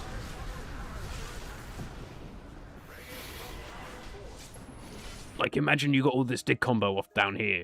Like, Veno would have already been able to... Like, he's only just been able to cast his ult because it's got a long range. He would have already been able to shout all of his spells and maybe a couple right clicks if it was down here. And Spectre would feel a lot more comfortable TPing in if it was over here. She waited. Spectre waited until you digged. I don't know why she waited till you digged, because now she's the sole focus of the enemy's attention, because you're not there and Veno's still running. This guy got TP. This guy he would probably be a lot more comfortable TPing if it was down here, because, you know, tier 2 tower, Yeah, it's the a lot tower is closer, bad. whereas, because it's all the way up here, he's like, meh, I wouldn't make it if I TP'd or not, so I'm just going to walk. And you also get the option of running backwards after the dig when you're up here to try and get towards the team that TP'd in. They didn't, so obviously, you know, you can't, but let's assume they did. I mean, this fight still looks fine. Good kills. It still works out. It's still perfectly fine, you know. There's nothing wrong. It could just be different. It could be better. Yeah. Way better with the blink, actually. Like, again, there is no right or wrong. Apart from a couple of cases, like you should have blinked dagger. Like this is wrong, but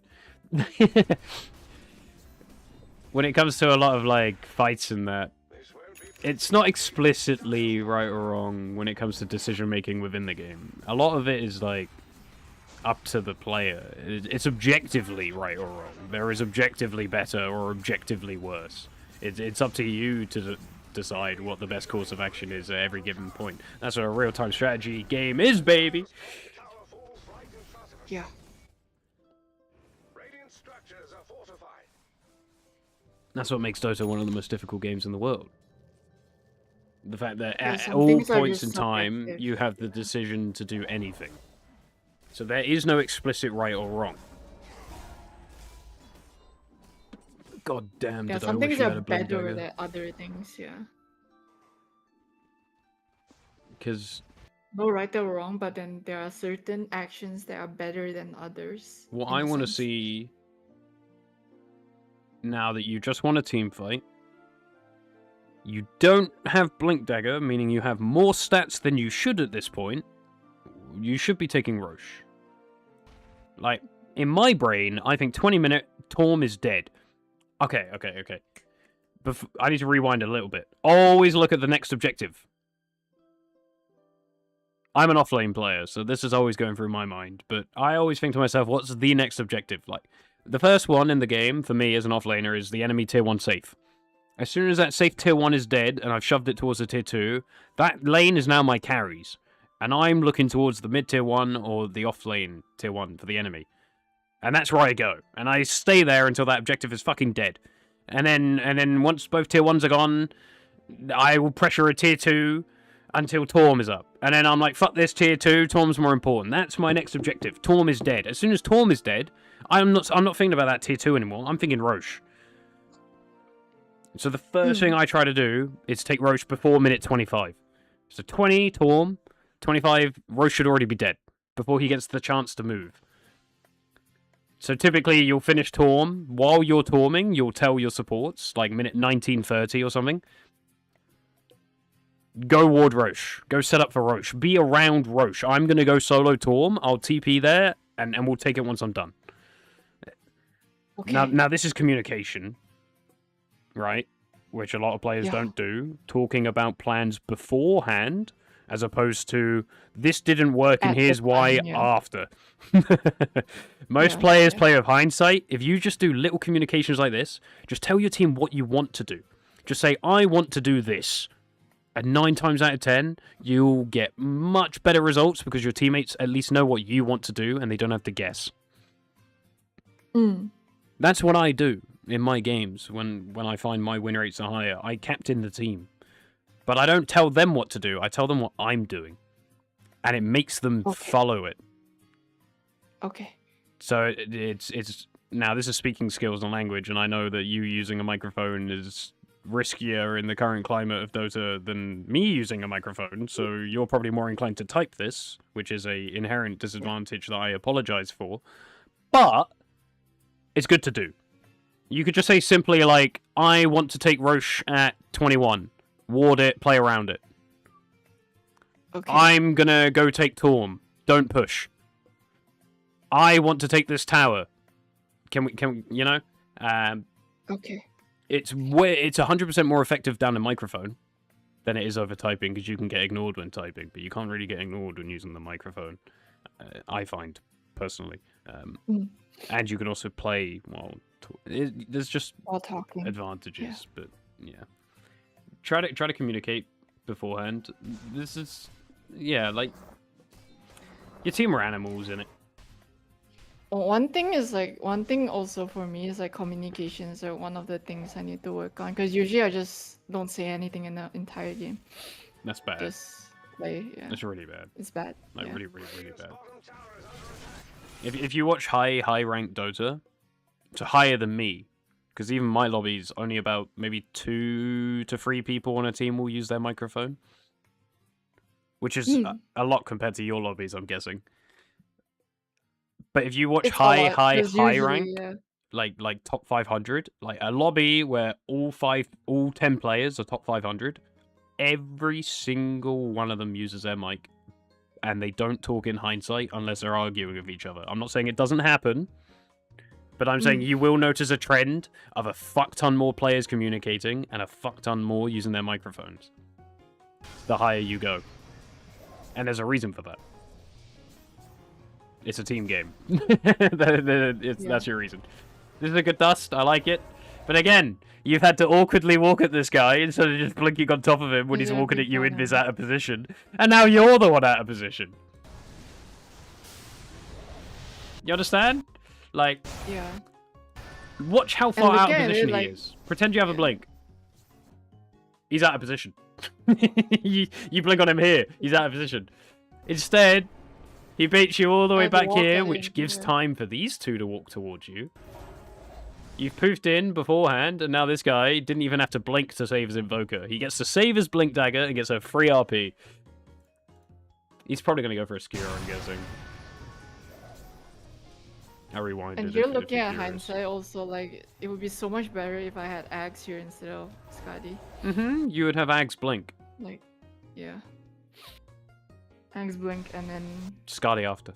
Or, yeah. or Butterfly, depending on the game. You can get either. It doesn't matter. They're still really good items on the hero. Like, they're very good. Like, they're solid choices. You're just getting them too early.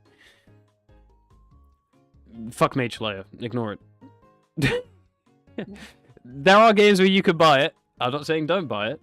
But one spellcaster... Okay, maybe 2. Lich. 2 spellcasters ain't enough. You need 2 of their cores, at least, to be spellcasters. So like an Invoker and I don't know, like a Necropos 3, or I mean Or Pos one, even Necropos then probably not. Like a Timbersaw. You know someone where most of their damage comes from their spells, and you want to go no. And then 40% with the resist. It's not enough this game, basically. Heroes definitely buy it against, even if they're the only ones. Leshrac. Ah, yeah, Leshrac is one because big counter. But if not, still get the blink first. Because you can kill Lesh before he kills you. With a blink. Yep. So always get the blink first. Zeus? Meh. Nah. Like, Zeus can't do shit if you get on top of him. Like, you don't need to Yeah, if you reduce his just damage if blink he's on- dead. You know? There's so many heroes in this game where it's like their biggest weakness is just a hero being on top of them. Like Sniper. You know? They can't do damage if they're dead. So just Yeah. buy items that kill them. As opposed to buying items that save them from killing you.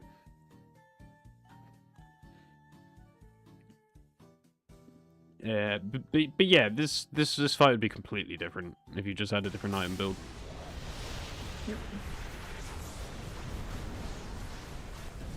Oh, yeah, You would he also was have there. Roche. Yeah, Like, you wouldn't take this fight yeah I without should have Roche. taken Roche yeah, without Roche. Like, you gotta think, what's the closest objective to your side of the map? Because there's no tier 1s, it's always Torm and Roche around minute 20. Like, Roche is top, and Torm's bot. And you have 9 times out of 10... Okay, that's not true. Okay, a lot of the times, like, the game, you'll already be like... In my bracket, typically by this minute mark, one team has already destroyed every single tier 2, and one team's already suffocated in their base. It hasn't happened this game, but... Reason being, you have this up, right? So it's close. It's close, because you have a TP Yeah. nearby. And, like, the closest objective is not this tier 2 that your team's running at. It's Roche. This is the Exactly closest objective to your side of the map. So there's no reason to run out here. Yeah, so you die. We're gonna skip a minute ahead. I think I should have waited for like day here and then take Roche and then only go for that. That's kind of because I think I was overestimating how strong I was I thought for a second because you I were was gonna like thinking, pull the camps together. yeah, You moved your because mouse I was like towards it. thinking, Yeah. I I was understood. thinking I was too strong to die, but then I died, which kind of. Oh my god! Imagine you had a blink dagger here. It's just a double kill on these two. The two heroes that want you blinking on them the least, and then 1 HP back. Yeah. And now instead you're awkwardly Imagine. rooting a lich and you're gonna walk at him, aren't you?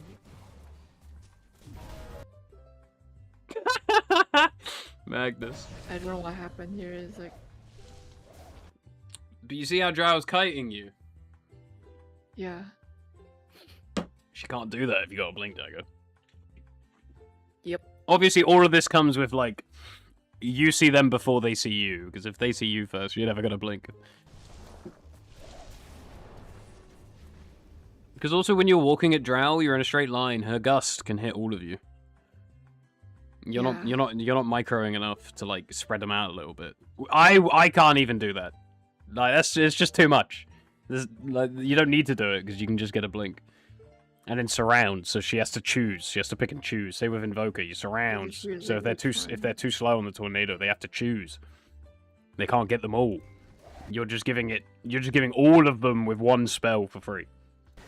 Yeah, and then the ice wall, everything. for Everything. free, Yeah, and everything. then I get excited. Yeah. Like Lich's Q is just hitting all of them for free while you're walking towards them. Drow's W, multi-shot, the front ones tank it. Wouldn't worry about that. His Meteor Hammer's going to hit them all because you're too busy walking. Ice Wall, Tornado, EMP. Doesn't matter what spell, really. As long as it's AoE in some nature while you're blindly walking at people, this is going to happen every time. So the only reason, actually, I think you lost this game is you... It's not even on your teammates. Like, it's genuinely just the item fact that you're just choices. walking at people. Yeah. You're just walking at them. And these are heroes that you don't want to walk at. Because you're telegraphing your movements for, like, Magnus to just initiate on you while Drow sits there and clicks you. Oh, like, oh my god, they would all be dead. No, Veno's cleaning, but it wouldn't be this close. You wouldn't die. Yeah. Yeah, we're gonna skip ahead again. Okay. So I'm assuming your team called this.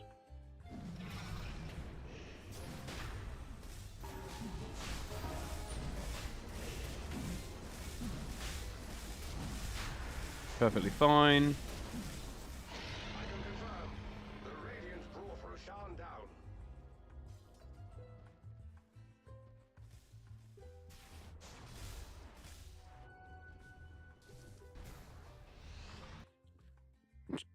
Did you see Tree was able to get on double Lich and root? If you had a blink, you'd be able to follow up. Yeah. Now the follow-up's awkward. Because it was enough time for Drow to come and help. Like, he still dies. Don't get me wrong. But instead of getting a quick kill and backing, there's enough time for Drow to come in and hit you. There's enough time for Invoker. It's not as clean. Because now you're over here by the tier 2. You've now got to run away, so now Invoker can come up and cast spells on you. It's a butterfly effect. It matters. And then now I have to awkwardly run at Drow, and then this happens. Well, no, your blink would have been on cooldown. That would have happened True, anyway. But I mean, you would have walked backwards, so this fight would never have gone behind the tier 2. So you could see it that way, or you could not see it that way. You wouldn't be in this situation if you had a blink. Yeah. What are we doing now? We want mid tier 2. Team stuck in the bottom. Lich is dead. You're splitting, which is perfectly fine. Good pressure middle while staying bottom. Imagine you had a blink now. Yeah. That's Drow caught out of position while your team's already cleaned up the Magnus. So Spectre, you know, with her Q, could have just walked over and hit Drow. Instead, she's now getting multi-shot for free. So she doesn't feel confident walking up and continuing. You never even got there in the first place. Yeah. Here we are awkwardly walking at them again.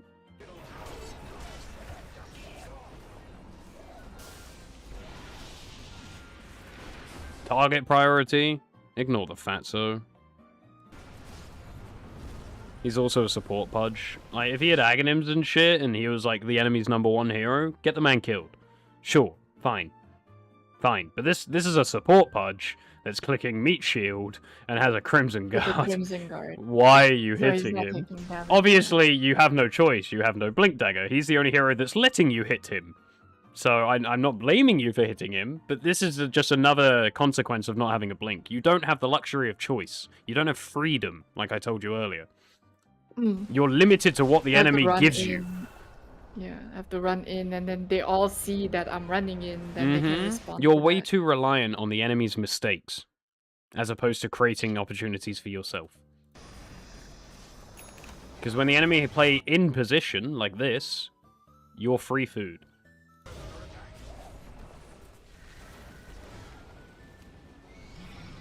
Yeah, I can't even get close. I mean, you don't have a team, you know. Yeah. But you need to expect this.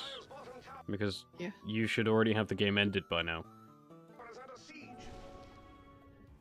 This is more of a you problem than a them. But you don't have an offlaner. Like, there's only so much I can criticize you on, while at the same time this being a draft issue. But the game could have already been over, irrespective of the offlaner or not. You're just now going to experience how difficult the game gets in the future because you don't have one at this point.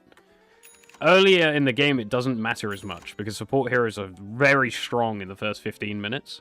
So you could abuse Veno's strength for the first 15 with your faster blink, your faster S and Y to end the game in 20. Yeah. Like, the game could be over minute 24. You take Tor minute 20, you take Roche, and then you Death Ball and just end the game.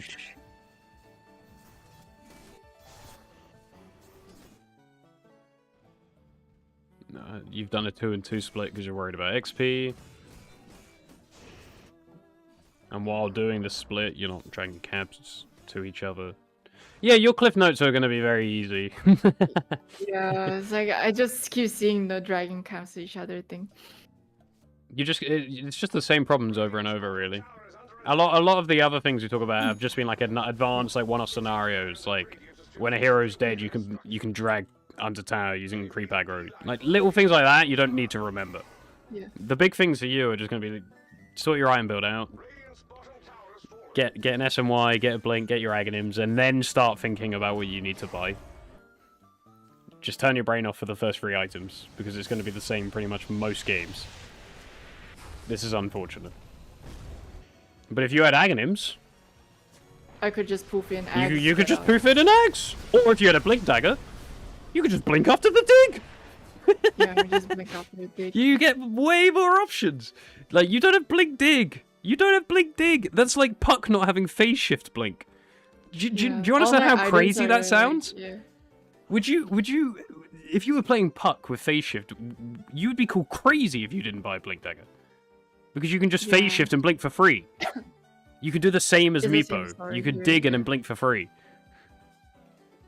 There's But with so Patch Rod, you many can't. reasons to buy it. Patch Rod, Yeah, there's I don't special think you can do cases that. like Pudge where I don't Yeah, think you special can, case, but Patch. you might But with you might Puck, still you be can do able it. to. I'm pretty sure you always get. I think it's similar to Yule Scepter where the first frame you always get priority. No, with Puck's blink, you can always blink out of Patch Rod, but I tried with Meepo's dig, you can never do it. I tried it in demo, like, just never Were you spam happens. clicking it or did you click it once? I was spam clicking with, Do you know the Yule. Yule's trick? Like The how Yule's with trick? Yule's you can always get BKB off whether there's like a black hole already under it or not. Oh yeah, that one, yes. Try with the- that on Meepo with Dig. I don't like for niche scenarios like Pudge Rot, I don't know if it'll work or not, but that's more likely to work than spam clicking it. I know you can. That definitely spam does click work with out Mega of- Meepo. yeah. I know that for a fact. No, it does work with Disruptor Alt. It works. You can blink out of that. You can blink out of almost anything, but Patch Rod, the ticks are too fast. I think I it think comes so. down You to the get hit ticks on per first tick. second. Yeah, Disruptors is a little slower. Because I've tried with Disruptors Alt, you can blink out. Things look a bit different today. Hi, on drugs. How you doing? Yeah. Yeah, we'll skip forward. I think I did something like I think I tried with Disruptor's ult. You can, let's say 4 of me meeples get caught. You can poof in, you can mega meeple and blink out within the time frame of that tick. Mm-hmm. So you can like get out of the Disruptor ult if like your other meeples get ulted. I think. Doing alright? Yeah, not too bad. Sorry, I missed this. I was looking at chat. So just looking at the mini map, we see no heroes other than Drow showing. It's late game, so we know 9 times out of 10 they're going to be grouped as 5. You don't have any heroes behind you. I mean, you got Undying Spec, but you don't have these two. There's just no point walking up.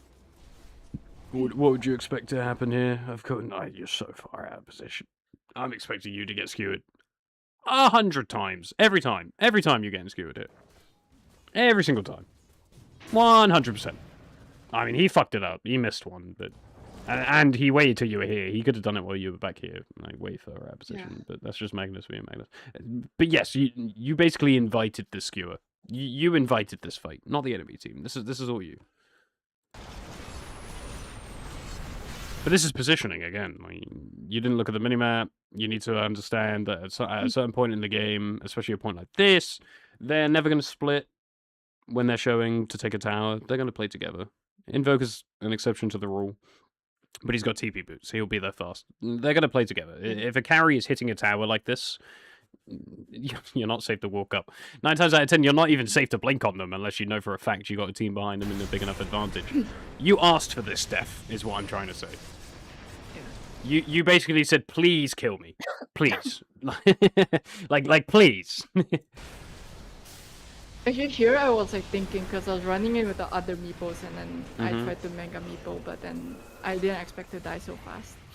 You don't need to explain yourself. It's fine. I'm not judging you in the sense of saying like you're a bad player. I'm just trying to say like this is why this is happening. Oh yeah. Sorry.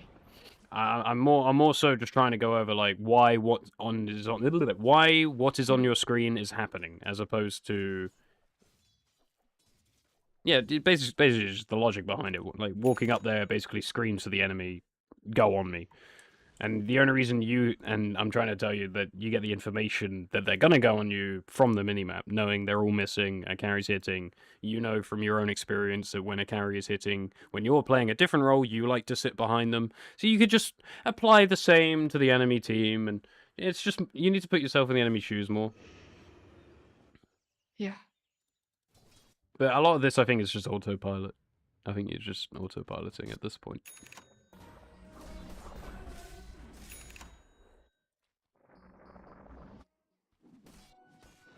You get a full Ag's Blessing before a Blink Dagger even graces your inventory. Yeah. Oh, it's great. It's great. I don't know what I'm doing this game. It's kind of...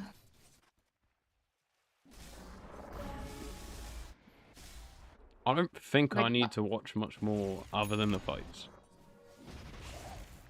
Because most of what happens in between the fights, we've pretty much been over. Like, there's a lot of info you don't have in this game that you now have that you can take away and work on. Like, you'll do the two... At this point in the game, late game, it's 100% worth it to just split up all 4. Just put them all in different camps. You just care less about XP and more about gold at this point. Actually, I think even early game, it might be worth to split up everything. Like, now looking at it. Like, not till, like, level 5 or 6. Until you get, and even like... then, only for ganking. And this is me saying this so I myself can get this in my brain, because I'll play some Meepo games soon. I'll play at mid as well, so you can watch them. I personally, and this is what I'm going to do in my game, so if you want to copy me, go for it. But if you think I'm wrong, you by all means do what you want to do, because I don't know yet. But I personally think they should stay together, so you can double poof the mid waves, go double pull camps, and get ahead of the enemy mid laner, until you get a good opportunity to drag a wave behind the enemy tower into the medium, be it your Dire or Radiant. At that point, I think they should split. Once you do that for the first time, I think they should split and you should go to the safe lane. While the other one either retreats or goes for a rune or TPs to base to reset or whatever. It will be different every game, but I think that's the first time they should split. For that gank. Okay. That gank. Other than that, and that should be like minute 6 or some shit. The only other time they should maybe split is you've shoved the mid wave, say it's a more neutral lane. You never get the opportunity to go behind the tower. You blast wave under the enemy, enemy's farming it. You pull 2 camps together to farm it, then go gank your safe lane, as opposed to the enemy safe lane. That will be the next time you split. Then it comes to free meepos. When you have free meepos, I think it should be the 2 clones going around farming jungle and waves, while the main one looks for kills and waves, less so jungle. So the main one will join teamfights and shit, and try not to poof in if you can help it. But if you need to, there's no stress about it. It's perfectly fine. And I think that's pretty much it for free meepos. For meepos, I think that's when you should split all 3 clones. So they don't need to walk around with each other anymore. This is what I'm gonna do. And then I think the main one can walk around with your blink dagger, still looking for kills and picks, going for the next objective, and then poofing in when you need it. And then 5 meepos is basically the same, you've just got 1 more. Can you even get 5 anymore? Yes. You can. You Yes, can. yes. It's just not a talent. If you disagree with me, I'd love to hear it. But Sounds about right. I Yeah. think it sounds right. Could be right. I don't know when an earlier time to split up the meepos would be, because that's the most efficient that I can think of in terms of timing and maxing GPM. Because you just shove a mid wave, meaning the enemy mid lane is busy. Then you get the double pull with the, you know, and then one starts walking to the lane, while the main one goes back mid lane to clean up the wave that's now pushing in from the enemy mid. You clean up that wave. By the time you clean up that wave, your clone should arrive at the lane, so then you can TP the gank, kill, then you can immediately TP back for the next wave that then meets in the middle. It just sounds right to me. Like, the more I think about it, it's like, that just sounds like the right time to split first. Now, what minute that is, I think it should be level 5. When you have level 3 poof. Minute 5, I think. Minute 5. Level 5. Minute 4. Level 5. Minute 4. So Level the 5 the would first be wave you get level 5, where you can just hit the range creep once and hit each melee creep once, double poof. Don't poof, then hit them. You're more likely to miss CS. 1 hit with each clone on a melee creep, and then just 1 clone needs to hit the range, double poof. That'll clear the wave. Then you can fuck off. Pull them together. Yeah, it should be around minute like 4:35. Don't bother going ransack early, because if you want to do the ganking, you can just go 1-3-1. You know how to do the level up trick to where you don't skill anything to get 2 points in poof? Yeah. Yeah, okay. Yeah. Do that. Because ransack level 1 doesn't do much.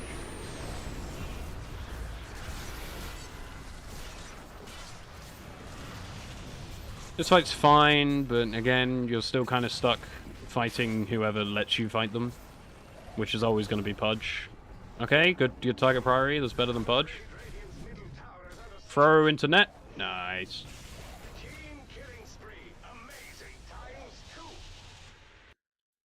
Blink dagger, you're already on top of him. That was more than 3 seconds.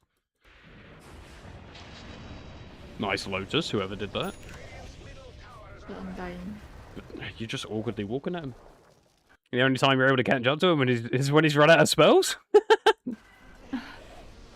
He's got no teammates and he's run out of spells. That's the only time you've been able to hit this guy. Because you can go blink hex, you know, to really just hit it home that you're just, whoever you blink on is dead. They can't respond. Like, this Skadi could be a hex, this Mage Slayer could be a blink. And then this Butterfly could be Skadi. Okay. Butterfly could be hex, Yeah, Mage Slayer could be blink. Could be blink.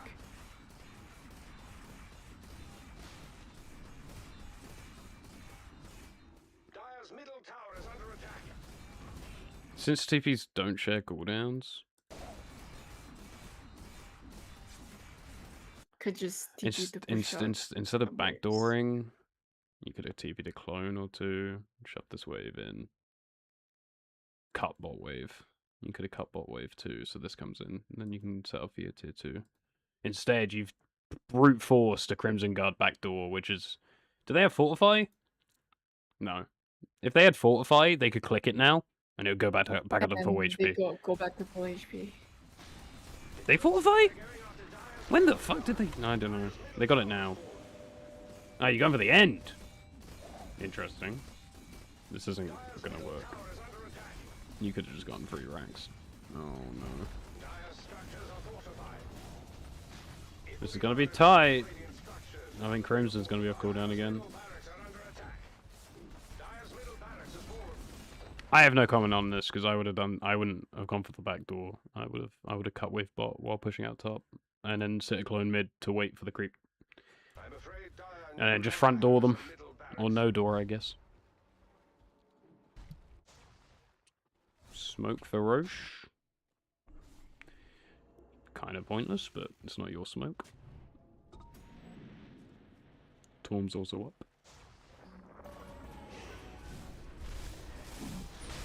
This is fine, because Invoker's dead. But they're gonna come fight you. Yeah. I'd rather you just Tormented here. Do Roche after a pick off. I mean, this looks good. They got a dead Invo, you have Aegis, how the hell do you lose this?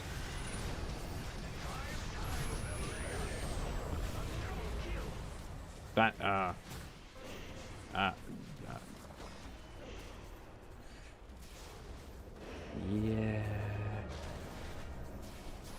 You're gonna get kited, aren't you? Oh yeah, I think we lose this fight. Oh, it's an Axe and Lich as well, fuck.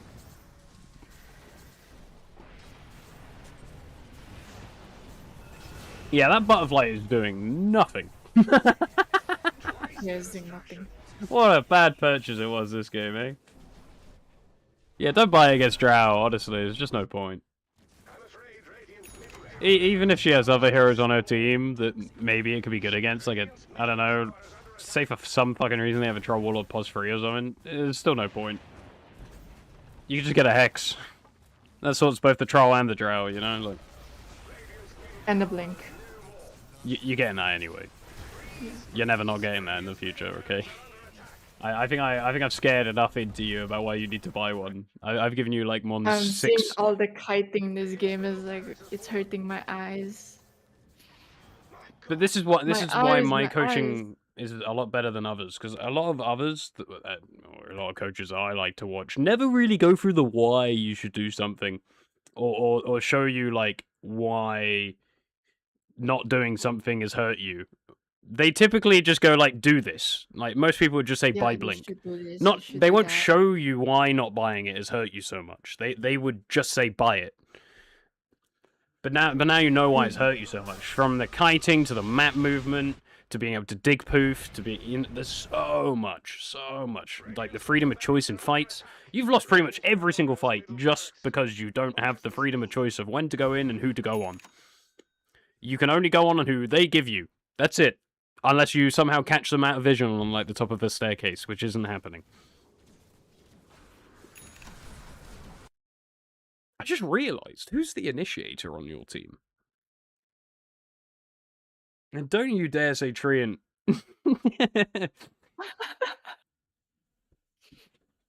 It could have been me if I bought Blink. Okay, you forced it to be Yeah. Treant. This is, yeah, I kind of forced it to be Treant You because did. I didn't buy the item. Yeah. you did. So Treant does like buying Blink Dagger. He doesn't mind. This guy doesn't mind. But he doesn't have follow-up other than Spectre. Yeah. Typically, most games, I would expect Meepo to go in. Maybe a Spectre Haunt first, so you get vision. Then I would expect Meepo to pick his target, go in, and then tree to blink in and back him up with a free ulti. And then at that point, Spectre hops. That's what I would expect from this draft. with Undying, you know, casting his shit and Venno doing the same from the rear as they walk in. That's what I would expect. But what's actually happening in this game, pretend you're not the ones being initiated on here.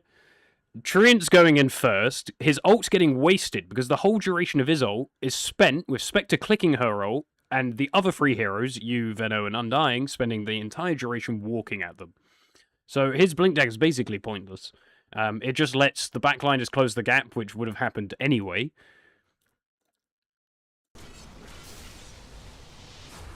Again, a lot of this decision-making, you could argue, is your teammates. But if you really think about it, you're the root cause. No, you're not the root No, cause this for game there is, everything. like, yeah. You're not the root cause for everything. Every little decision. This is still a team game after all. But you can see how your decisions influence others. Yep. This fight's fine. Like, it's in front of your base. What are they gonna do? Like, this is one of the fights where you can just walk at them. But I'm sure maybe you could have picked up an extra kill if you had one, because you'd be able to go in first and pick a target. I'm sure maybe one of these two was out of position at one point. I didn't look for it, but I'm sure 4 kills could have been had there. Sorry, I had that on 2 times speed. Let me see that again in real time. Sorry, here I just wasn't paying attention. I was just like, I think I was just too out of it. I realized this on like. Can dig, can dig, can dig, can dig, can dig, can still dig.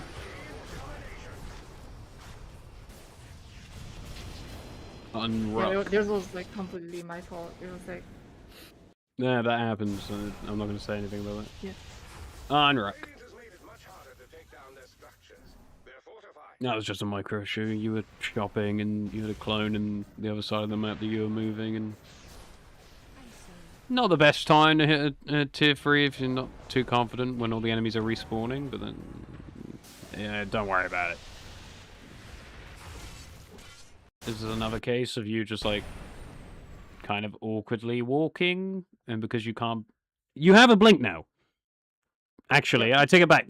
From here on, you have a blink, so now I'm going to be judging your blinks themselves. There's no real need to go on a punch here, is there? As we said earlier, he's the one target you don't want to go on this game, because not only is he a support, he's kind of built to tank you. With Crimson Guard and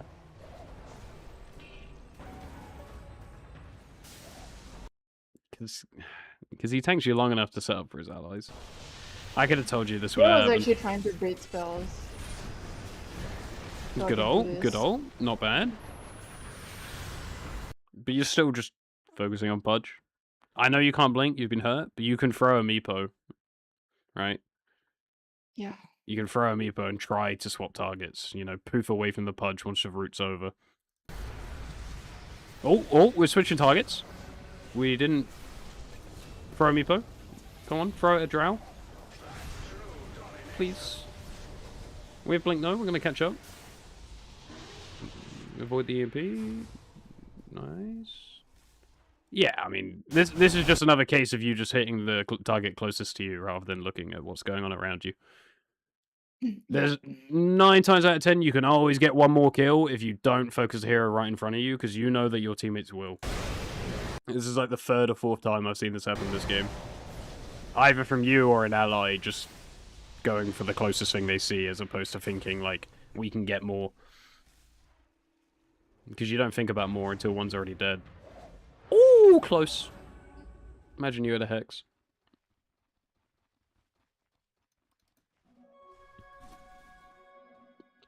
It's also playing Torms up and Invoker's Bot. You can gate with one of the clones for free. There's no reason not to. It gives you the option. Always good to give yourselves options. Then again, you don't know where the enemies are. There could be a Drow Ranger right behind Invo. There isn't! That Invo was free food. Alright, we're high grounding. We have Blink Dagger. And we just... No, stop going on Pudge. Yes! Yes, you're going on Drow, yes! Very risky position. Oh, almost. Yeah, this is just you went in too early. And the wrong target. I didn't want to say it. You know it. Yeah, target priority. Though I'm sure you don't need me to teach you about target priority. Just remind yourself what heroes you kill. Like, what hero can I deal with quickly and the most efficiently? This game, it's Drow and Invoker. Like, those are the heroes. Or look at it in a different way. Ask yourself, what heroes want me as Meepo to go on them the least? Pudge wants you to go on him. He's happy with it. He's like, yeah, hit me. Fuck it. My team will kill you. Fucking come at me, bro. I'm just going to click Rot and sit here with Meat Shield and maybe eat one. You know? Whereas Drow, what's she thinking? Fuck no. Get this cunt off me. I can't hit anyone. This Meepo's suffocating me. I can't do anything. Get him off me. So now Drow screaming down the mic, typically in higher rank games, to his team, get this Meepo off me. So now your team's no longer being hit by the enemy team either. They're now all focused. Because look, once you blinked in and you swap targets to Drow, let's rewind a bit. Let's see what happened.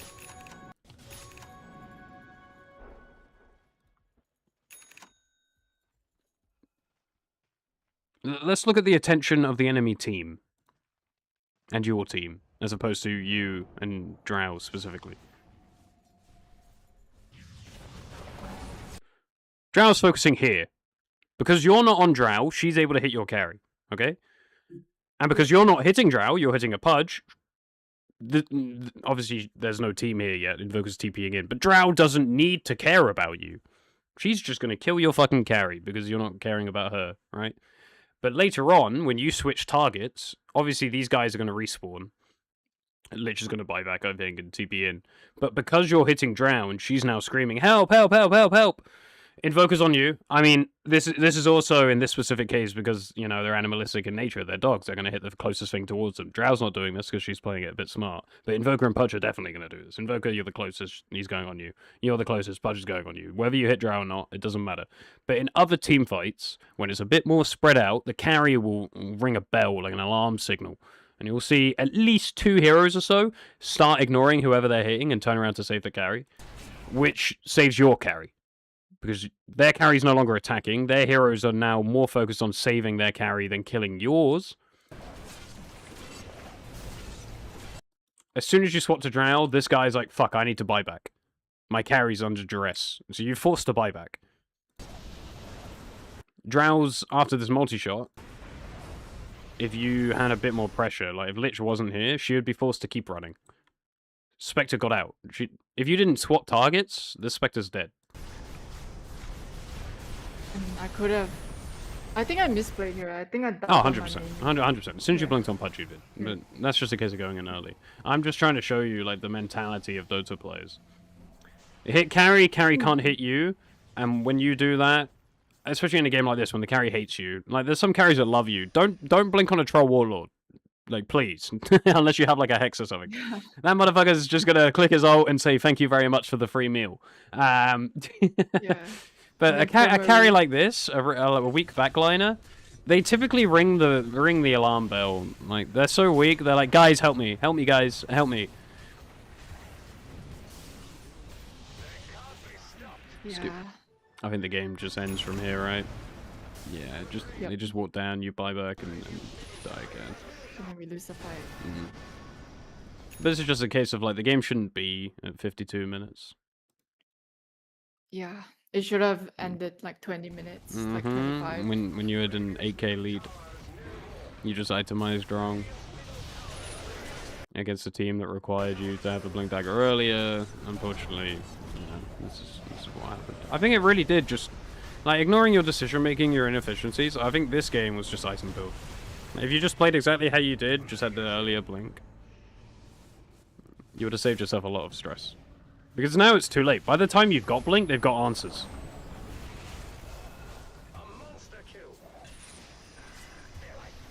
Yeah, Drow's such a fucking bitch in the late game. A lot of damage. Piercing armor. Piercing evasion, which my butterfly doesn't do anything against. It's not piercing, it's more ignoring. There's a slight difference. Yeah, it just ends. So cliff notes. Your laning's fine. Like, creep aggro more. You don't do it enough. You did it what? I think I saw you do it on the 3rd creep wave for the first time. And then on the 4th creep wave, you only pulled 1 melee creep, which happens, but you didn't go for the re-aggro to get the other 2. So creep aggro more in lanes. You don't have to worry about over-chasing or anything. I didn't see any extreme over-chasing. But this is something you... Don't be as kill-hungry in the early game, unless you've got an absolute idiot like this Invoker, where it's free. Just take it. If it's free, just take it. Look to pull camps together more. You can do it to every single pair of camp on the map other than the 2 in the river. Yeah. And the thread switching. Tread switch. Also. Yep. This might be a bit too much, so just focus on one at a time. You know? Focus on pulling the camps first. Focus on tread switching after, maybe. And then, obviously, item build you don't need to focus on at all, because that just happens. You just buy the items. It's fine. It's easy. You don't need to really worry about that. Again, the items are fine. It's just the order you're buying them. You're I not think buying... like the most important thing. You need to is unlock the all your items, tools. actually, yeah. You need to unlock all your tools as quickly as possible. And your tools are Mega Meepo and Dig, as well as Blink Dagger. And Blink. Those are your free tools that you need to rush to unlock. Right? So typically, you'll get your SMY, and you'll get your Blink. I like going Yasha, Blink, Sanj. I think you'll have much more success with that, just off the top of my head. This is what I think I'm going to do. I think Yasha, Blink, Yasha, Sanj. Blink, Sanj. Because you should be able to hit Blink Yasha. As a good Really Meepo, early, like you should be 30 able to get minutes. it 10 to 12 minutes. 10 to 12 with Yasha Blink. Yeah, I see that happening. Yeah. I've seen you get Because SMY minute 12 to 14. In a very, very good game, you can easily get Yasha Blink minute 10. And in an average game, you can easily get it minute 12. Just by aggressively poofing the mid lane while pulling camps together, you can easily get it minute 10 to 12, you know, while having your ganks in there at the same time. As long as it's all efficient and you're never really, like, farming lazily. An example of this was, like, you having 2 Meepos just right-clicking the whole wave mid lane. There's no need. There's no need. You're wasting time. That's time you could have been walking to the next camp. Yeah, that's pretty much it. Okay. Yeah. Work on So- that, and I think you'll definitely see some success, as well as when you play. Oh yeah, and I think I play too much. Also, like I need to incorporate like the rule that you said, like the best of 3 rule. Mhm.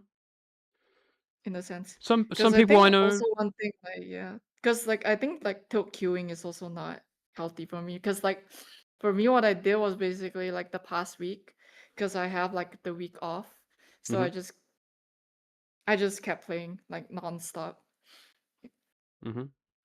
In a Listen sense, to like, I Meepo. just He didn't knows stop, Meepo yeah. good. I teached him. First off, it's taught. It's not teached. It's What? taught. I taught him. English is a taught hard him. language. I can appreciate that. It doesn't make I sense. teach A him. lot of its grammatical fucking idiosyncrasies do not make sense. I understand. I before E, except after C, except in a lot of words. There's like more than 10 exclusions to that rule, even though that's a rule. Yeah, English is hard. I'm excited to play some Meepo games myself tomorrow.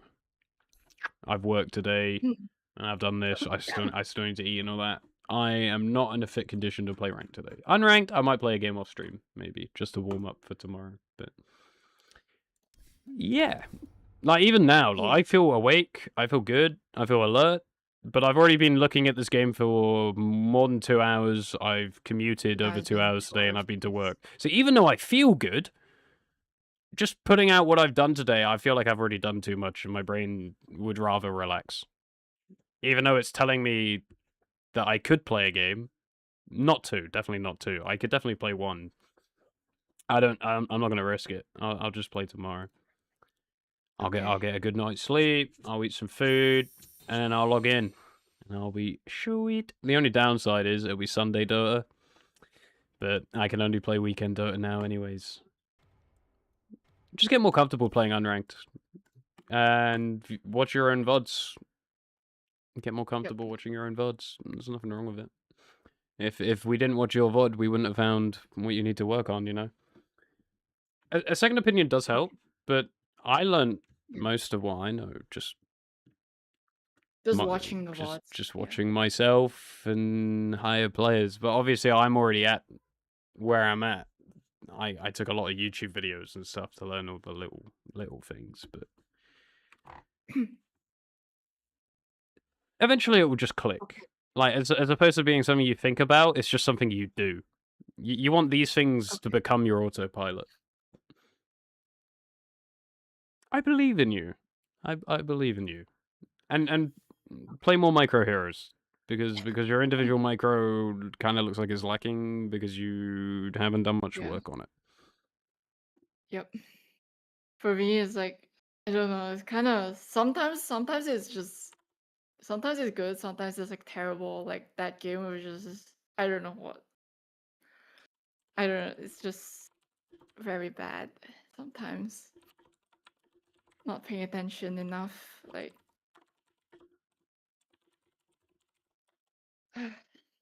Okay. So I guess that's it. Yeah, yeah, saying XD at the fact that I was 9K and coaching people doesn't mean a lot. I don't know if you know this naively, but a lot of pro coaches aren't actually pros themselves or never were. There's a lot of coaches that are in Archon to Divine. Some players, right? Some people can't necessarily put into practice what they can teach. You need to be able to get that behind your head. What MMR I was doesn't necessarily matter. Yes, I got to top 5K and that would help in getting new students. And it would help with people listening to me. But at the same time, there's many coaches in the pro scene that have never hit 7K in their lives. But they still coach pro players because they understand the game. I don't know, teaching and playing aren't the same thing. They're not the same skills, right? You can know something without being able to do it. Or you can do something without being able to know why you do something. It's two different skills. But yeah, thank you very much for joining me. Okay. I've got to walk my dog and shoot. Okay. Thank you. I need to go also. Thanks for the session.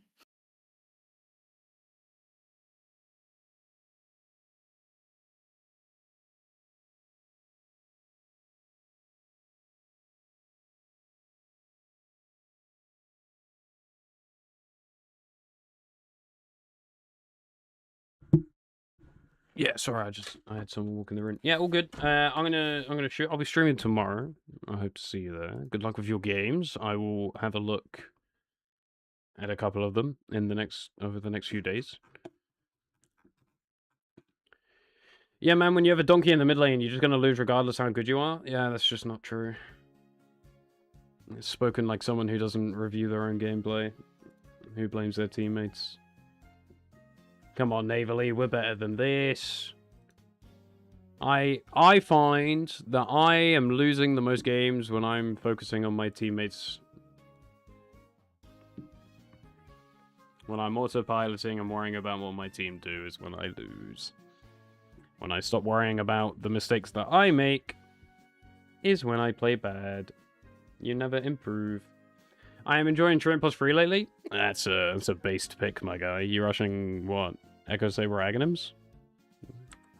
I don't know what other build you could do. Like Phase Boots, Echo Saber, Aghanims, Blink Dagger. Or Echo, Blink, Phase. Maybe chuck a BKB in there, right? It's fun, man. Yeah, I did a plus 3 tree game, but it didn't go very well. It wasn't my fault. You become a large tree and they all escape? That sounds like you're not upgrading to Harpoon for secure or catch. Because you can just, you know, blink in, ult, hit them a couple times with your Echo Saber. You root them again with Leech Seed, then they walk away. You go, get over here, and harpoon them. You get Scepter Harpoon. Do you get Blink Dagger, though? Because it sounds like you don't get Blink Dagger, meaning you're relying on your Harpoon as the gap closed to use your ultimate, which is probably why they're able to run away, because... Well, yeah, of course they can. Yeah, it'd be much better if you blinked in, ulted, then hit them for the double root, and then Harpoon once they use their escape tool. Does that make sense? I hope that makes sense. I hope that makes sense. But yeah. That's all for me, lads.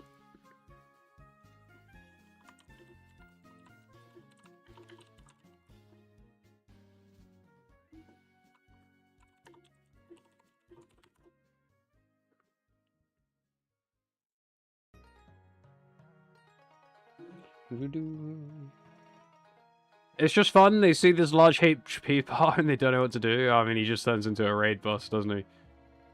What mic is that? It's a Tonor. One sec. Tonor.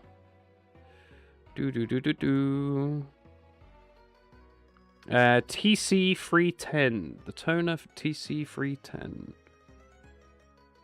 It's a good mic, yes. You like? It's not the best. If anything, I think it's a bit too sensitive. It picks up, like, everything. I've had to put a noise suppression gate on it, which is kind of annoying, because if I laugh or do something too high-pitched, it doesn't pick it up, because it gates it out. It is what it is. Yeah, I'm going to shoot, lads. I hope to see you tomorrow. I'm going to play some actual games. I hope you enjoyed the coaching session. I know it's not something I do often, but not to say I'm bad at it. Most people I have coached in this game have climbed MMR. I can type in everyone, or most people I've coached just do easy. I coached him from Ancient to 8. He got to 8.7k or something. He was Ancient when I coached him in LD, right? And he started flying through the ranks. You got Stay, who I coached, what was it, 4 months ago, who in that time alone went from Herald 2 all the way up to Archon 2.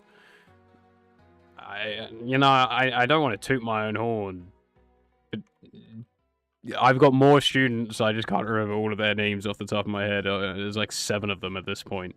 But every single one of them, after about a month, is up minimum 1 medal. Minimum. How much money do you request? I do £20 an hour. Yeah. But I don't really advertise my services, you know. It's for people that reach out to me. So for example, the lovely lady emailed me. What the fuck? What do you mean, what the fuck? That's a very reasonable rate. If you want to get coached by like BSJ or someone like that, you're spending hundreds, my guy. That's a lot. It's not. You clearly have not looked up coaching prices. I'm on the cheaper end. Just saying.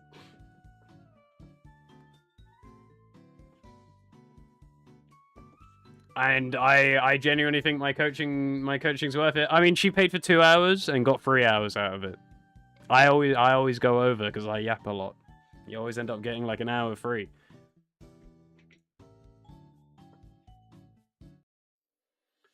Man, do like $5 an hour? Nah, I wouldn't be able to survive off $5 an hour, bro. I don't. If I wanted to coach just to be nice, I would do it for free. I have coached personal friends of mine for free, but for randoms hitting me up on the email, it's 20 quid an hour, bro.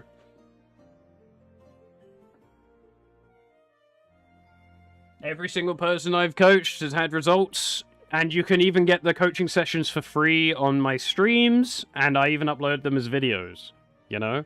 So it becomes easily accessible content that even the people who got coached can go back and watch. Does this make sense? Like, there's a lot of benefits. There's no reason for me... Some people have said I should charge more. But I think 20 is perfectly fine. Like, it's enough. It's basically what I get per hour at work, you know?